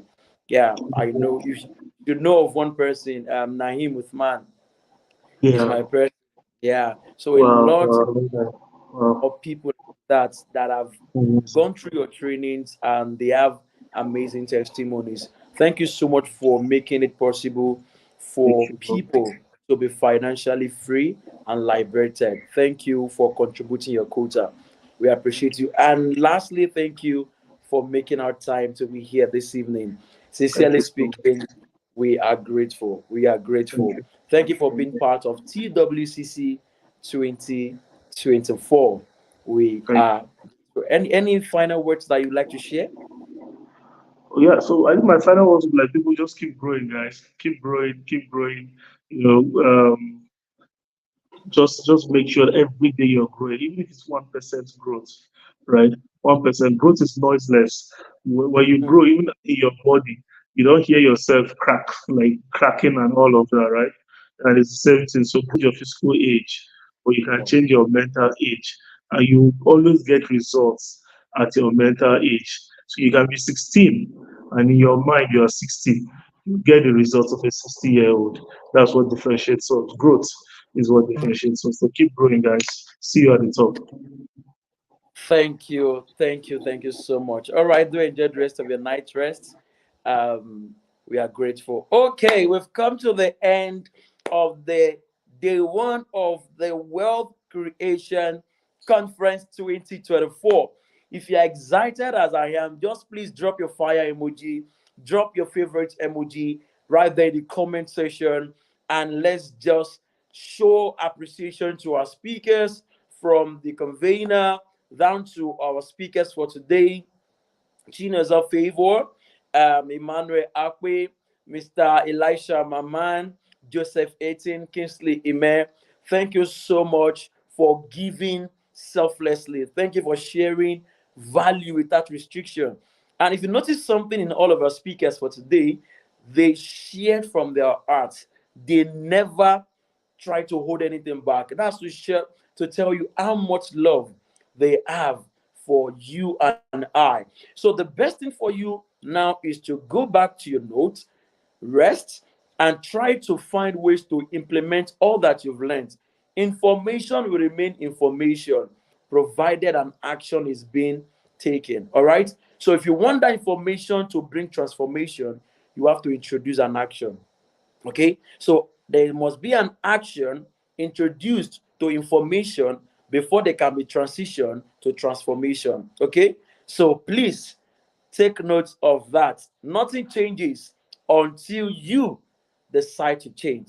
It starts from a step. You've taken the first step, which is being here, and the next step is making sure that your being here works for you. I'm rooting for you always.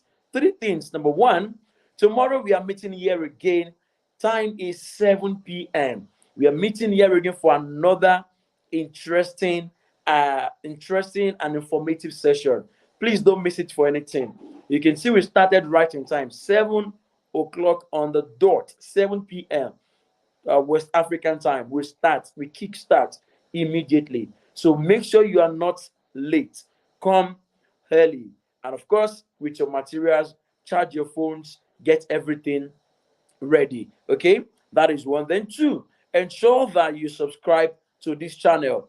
By tomorrow or by the end of this search program entirely, I want us to hit the 2,000 subscribers. 2,000 subscribers. I want to hit it. So if you're right here, kindly drop your kindly subscribe to this channel and turn on your notification is important. Then the three or the third thing I'm going to say is that if you are the only one rising amongst your peers, just give it time. You will soon come down.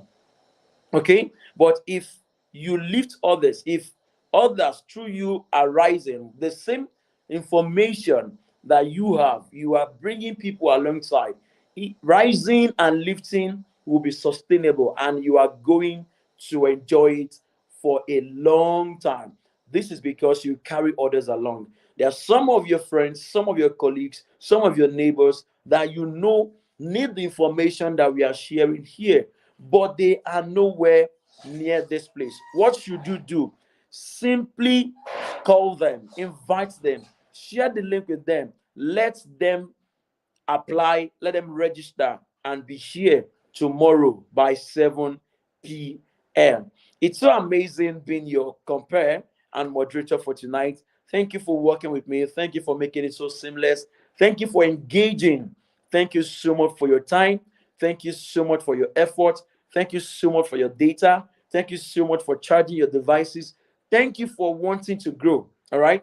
Thank you. We appreciate you. On behalf of the TWCC 2024 team, we say thank you. Headed by the beautiful Rosemary Chioma Obi. Thank you so much to all our technical team. Thank you so much. Headed by Mr. Paul Chinedu. Thank you so much to Menora. I can't keep mentioning all the names. You all are amazing. Thank you so much for your time. I appreciate you. Till I come your way again tomorrow, 7 p.m. right here. Be there. Thank you.